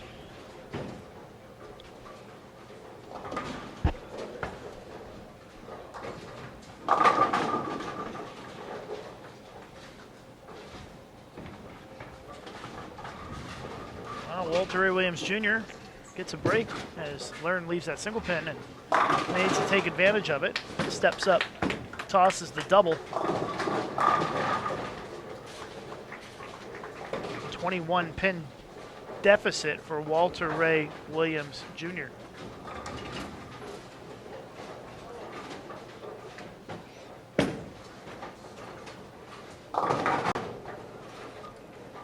Lanto leaves the bucket, so his run of strikes ends there. Still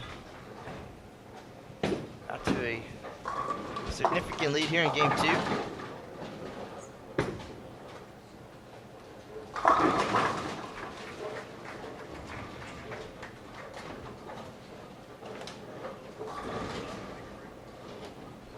See if Sam can make the bucket. Covers it up. Left that a couple times in the first game. I hate that spare. I was just thinking that. One of your favorite spares of all time, Matt. I can leave it like a champ. And you make it like a chump. Exactly. All right, Sam Lanto, 9th frame, leading by 40 in the match. Against Amleto Monticelli.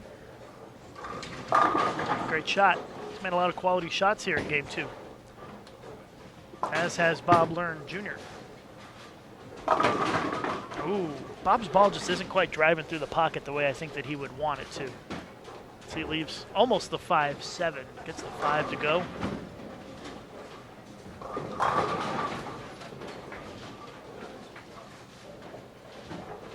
Appreciate you joining us here on Bolt TV for this round of match play here at the USBC Senior Masters at the Ashwaubenon Bowling Alley in Green Bay, Wisconsin. Lucas Wiseman and Matt Cannizzaro along with you. As this is a winner's bracket round on our featured pairs. Leto with a flat 10 and looking increasingly frustrated. It looked like he maybe had figured it out for a little bit there, and he's already looking at his bowling bag, and I would be shocked if we don't see a ball change coming. Monticelli. Now that's a much higher quality shot for Bob Learn Jr. That's the way you want to see your ball drive through the pins. Bob going to be in the 240s here, max score, 247.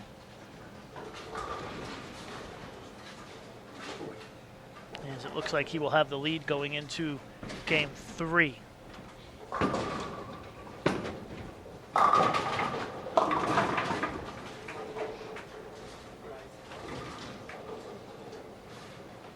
There will be a break after this round ends, so we hope you will join us when we get back on the lanes at 1:30 p.m. Central Time, 2:30 Eastern, after the re-oil break.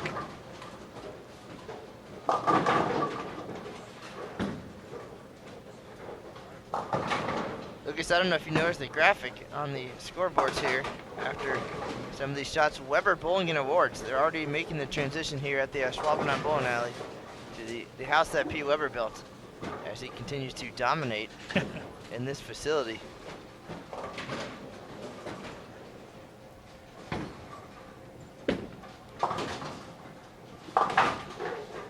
So 237 from Bob Learn, and Walter Ray can max out at 223.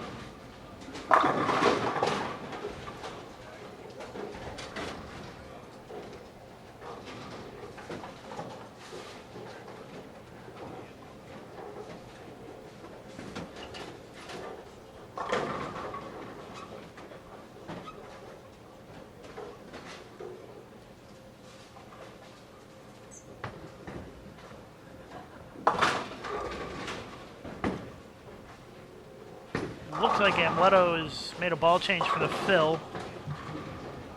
Let's see what he does here.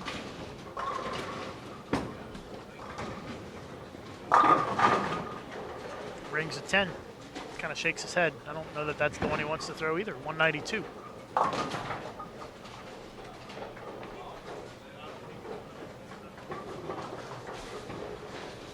Well, Walter Ray is going to trail going into the final game.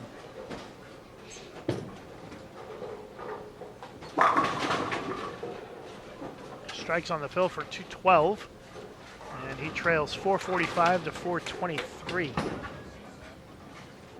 22 pin advantage for Bob Learn Jr. Sam Lanto, 10th frame, can max at 255, which could give him a massive lead going into the last game. Snaps out the 10 for the double.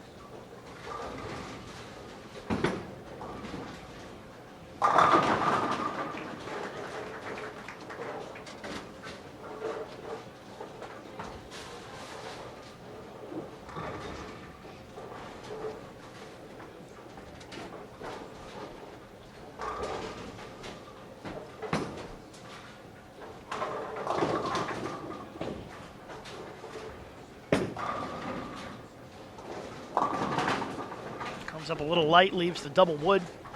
Lanto going to be in the 240s.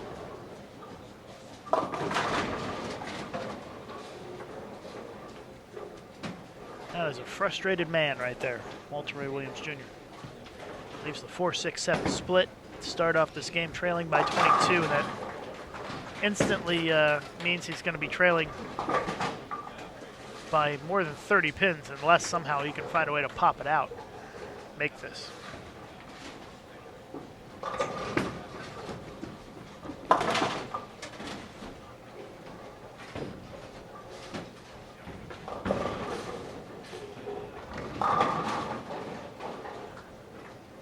Sam Lanto has a 51-pin lead, 427 to 376 after 2 games.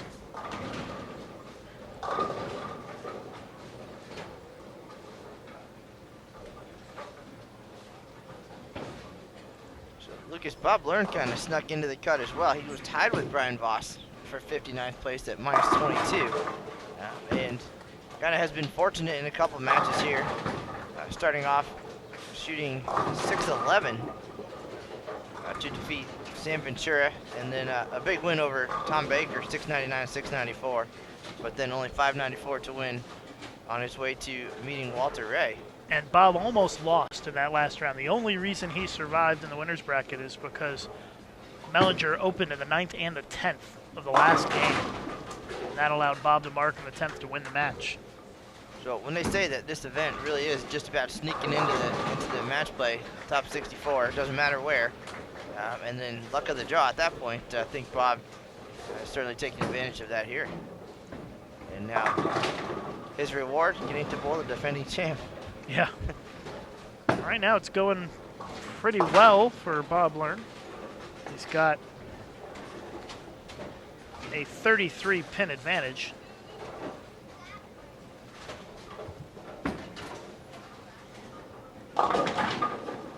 Amleto, first frame, not really showing any signs of having good enough ball reaction to mount the comeback here against Sam Lanto, but we'll have to wait and see.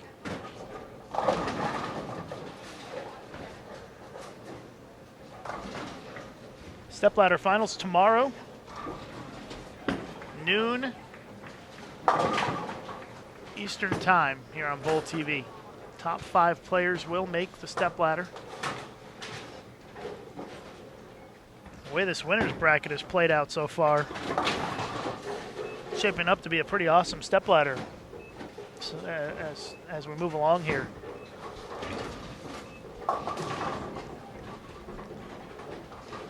Still have a long day of competition.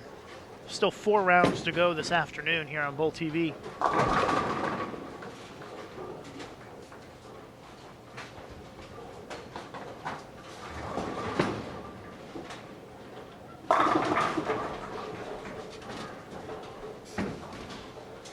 Do appreciate you spending some of your Saturday with us here on Bowl TV. Lucas Wiseman and Matt Cannizzaro along with you from the Ashwaubenon Bowling Alley in Green Bay, Wisconsin.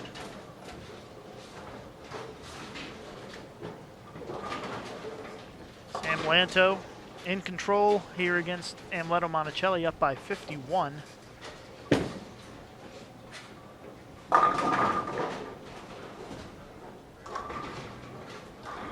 Walter Ray Williams Jr. hoping to make the big comeback here against Bob Learn Jr. Walter Ray trailing by 23 pins in the match with 7 frames to go.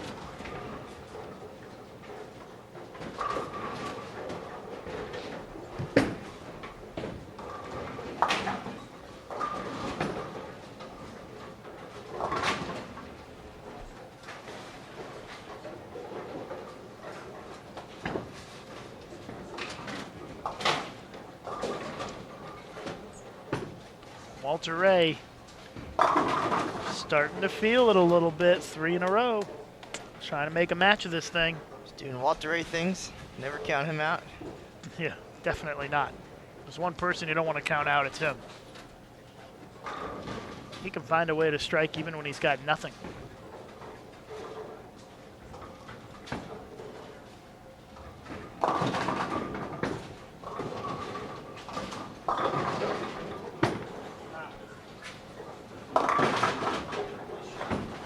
Immediately off his hand, Bob Learn Jr. was disgusted with himself. So he leaves the 6-10.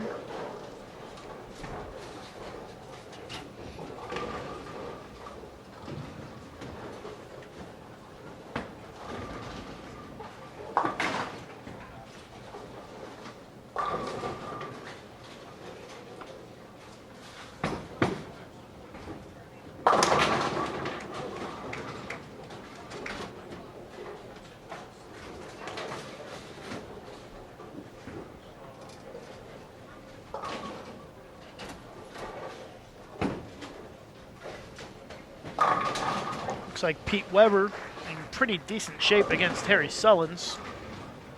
Down on 39 and 40 if you're following on the live scoring.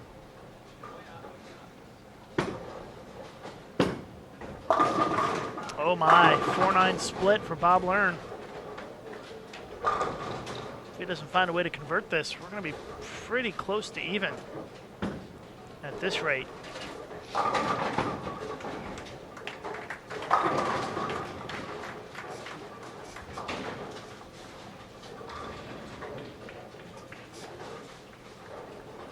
See if Bob can give it a run.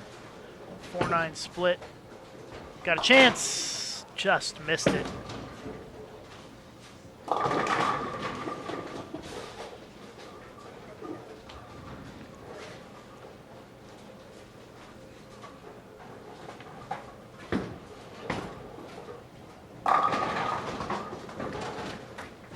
Walter Ray strikes here. He will have the lead with half a game to go. Oh, well, it looked like it was starting to drift a little bit high, but Walter Ray gets the carry and takes the lead. 10-pin lead for Walter Ray Williams Jr. with a half a game to go. It's turned into a pretty compelling match here with 5 frames left.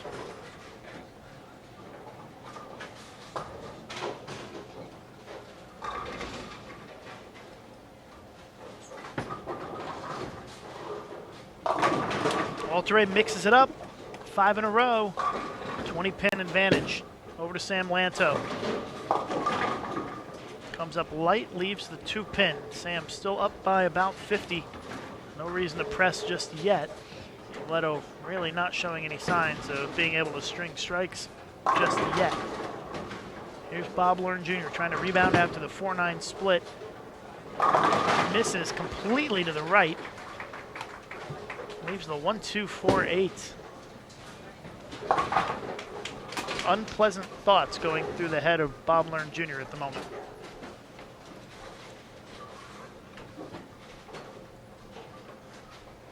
Pete Weber will defeat Harry Sullins in a winner's bracket match.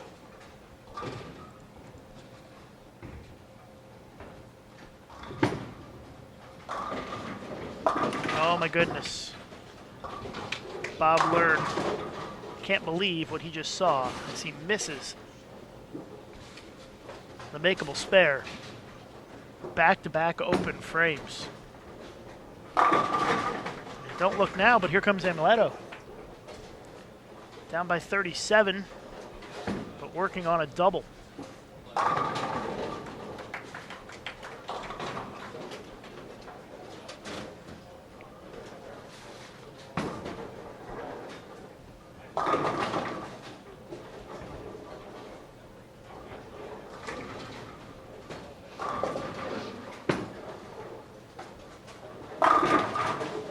Bob took a minute to regroup, gets the strike, but he has to feel like he's giving it away here in the last couple of frames.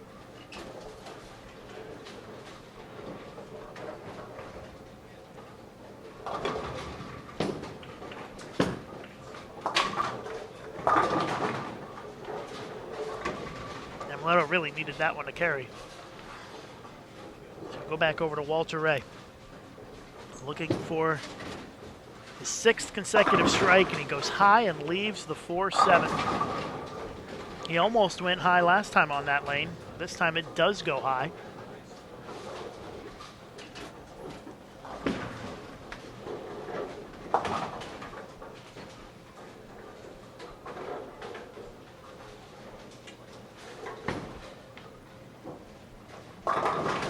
It's not over yet.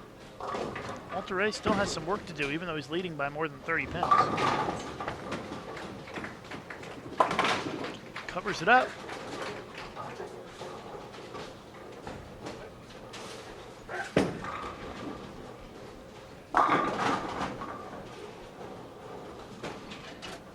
Looks like a 29-pin lead for Walter Ray with 3 frames to go.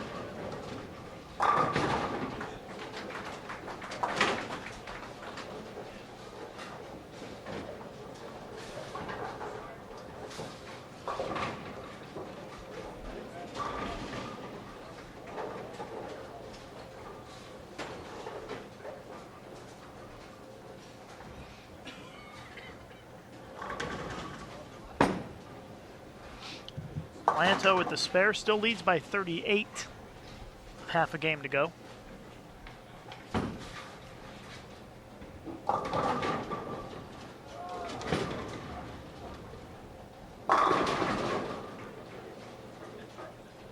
Pete Weber putting up about a 730 series against Harry Sullins.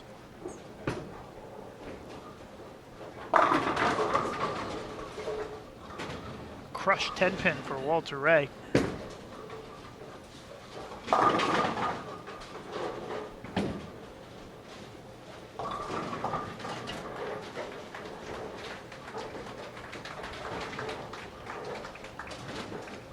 Next round starts at 1:30 Central Time, 2:30 Eastern here on Bowl TV. So there'll be a re-oil break and a lunch break for the players. So back on the lanes in about an hour and 45 minutes or so.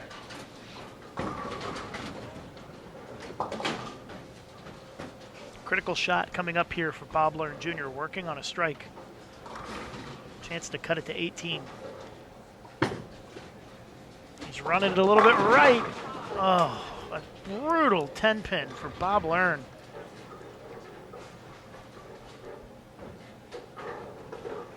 Really hurts his chances here. And Leto with a strike, still holding out hope that he can mount the comeback, given that Sam Lanto is not showing a whole lot this game.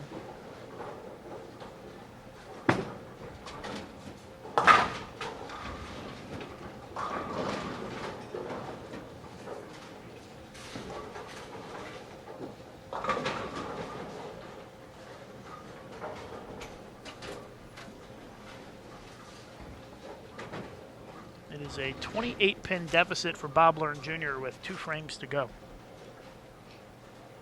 Pretty important shot coming up here for Amleto Monticelli, so we'll flip over and show it to you. Chance for him to pull within 26. Trips out the 4. Amleto not going away just yet. Well, Bob sets himself up to maybe have a chance if Walter Ray falters by striking in the foundation frame.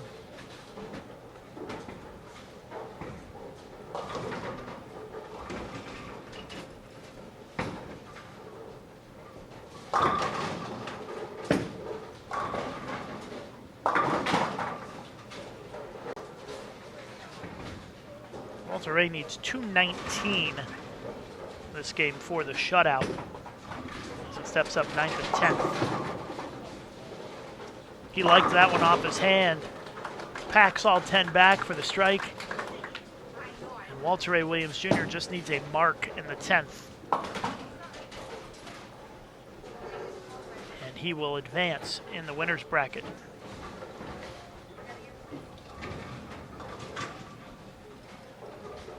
Some good matches in this round.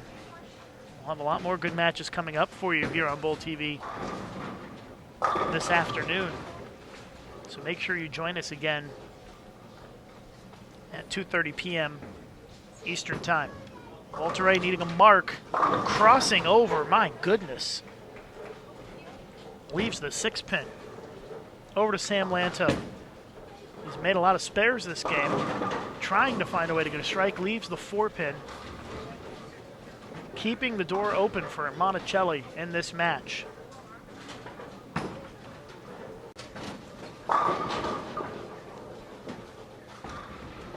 Walter Ray must make this 6-pin.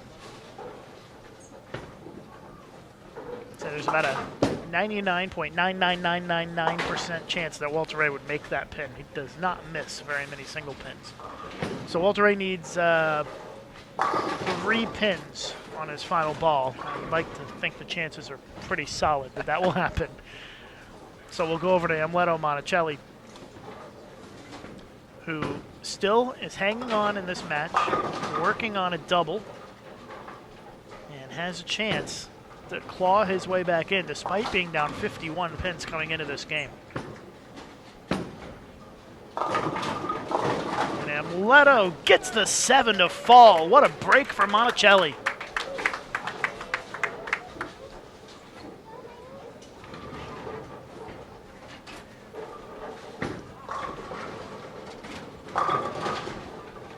Cuts it to a 15-pin deficit for Amleto with 2 frames to go as he has come out of nowhere in this match.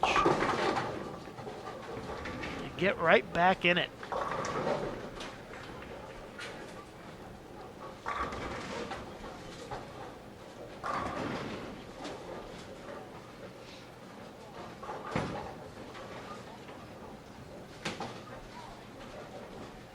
Ninth frame, critical shot for Monticelli to pull within single digits. Gives the ball to business and delivers the strike. 4 strikes in a row for Monticelli, and we have got a single pin match going into the 10th frame.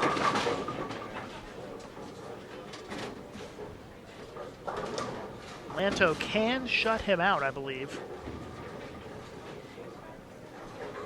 if he strikes 9th in the first 2 in the 10th.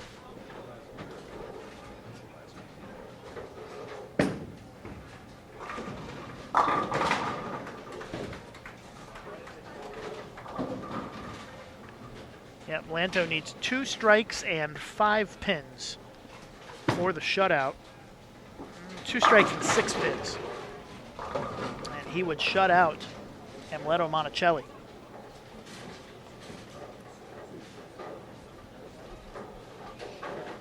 So it's come down to the final frame between Lanto, Monticelli to stay in the winner's bracket. Great match.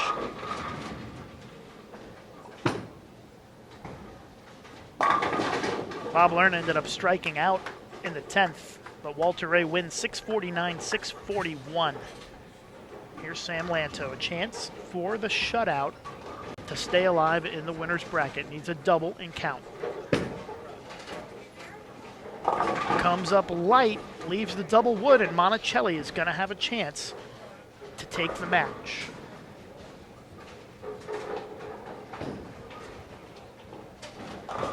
Spare and a strike would put Lanto at 619. That would put Monticelli needing 244. Oh my goodness. And Lanto opens in the final frame. Somebody else.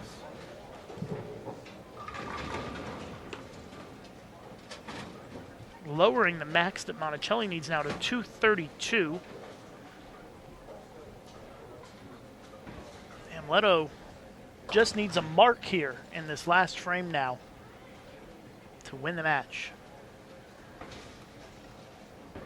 Down by 51 pins coming into this game. And Monticelli has a chance to win it. What a turn of events.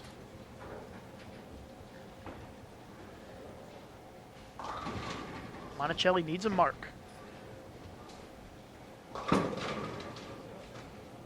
Wheels and deals, leaves the 10. He's going to have to make it. Leto looking at the scoreboard, trying to figure out what the numbers are. Let's see.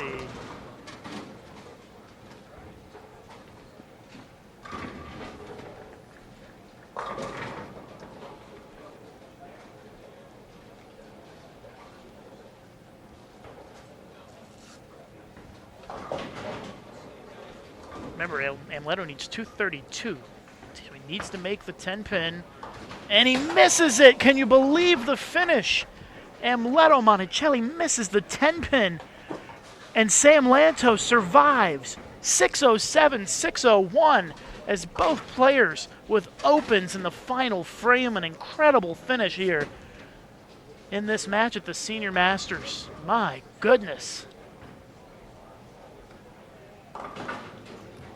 Heartbreaking. Lanto, through a range of emotions, thought he lost it when he opened. And Leto thinking he was going to have a chance to pick up the easy win just by making the single pin. And he misses the 10 to lose by 6. Wow. That's why you watch TV, Bowl TV, folks. Not the way you want to see somebody win or lose a match, but compelling nonetheless, as that was an incredible finish to this round of match play.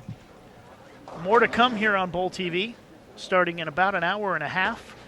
We hope that you'll join us for continuing coverage here on Bowl TV starting at 2:30 p.m. Eastern Time, and our stepladder finals tomorrow at noon Eastern. So we'll see you back here in a little bit. We hope you'll join us. You never know what you're going to see here at the Senior Masters.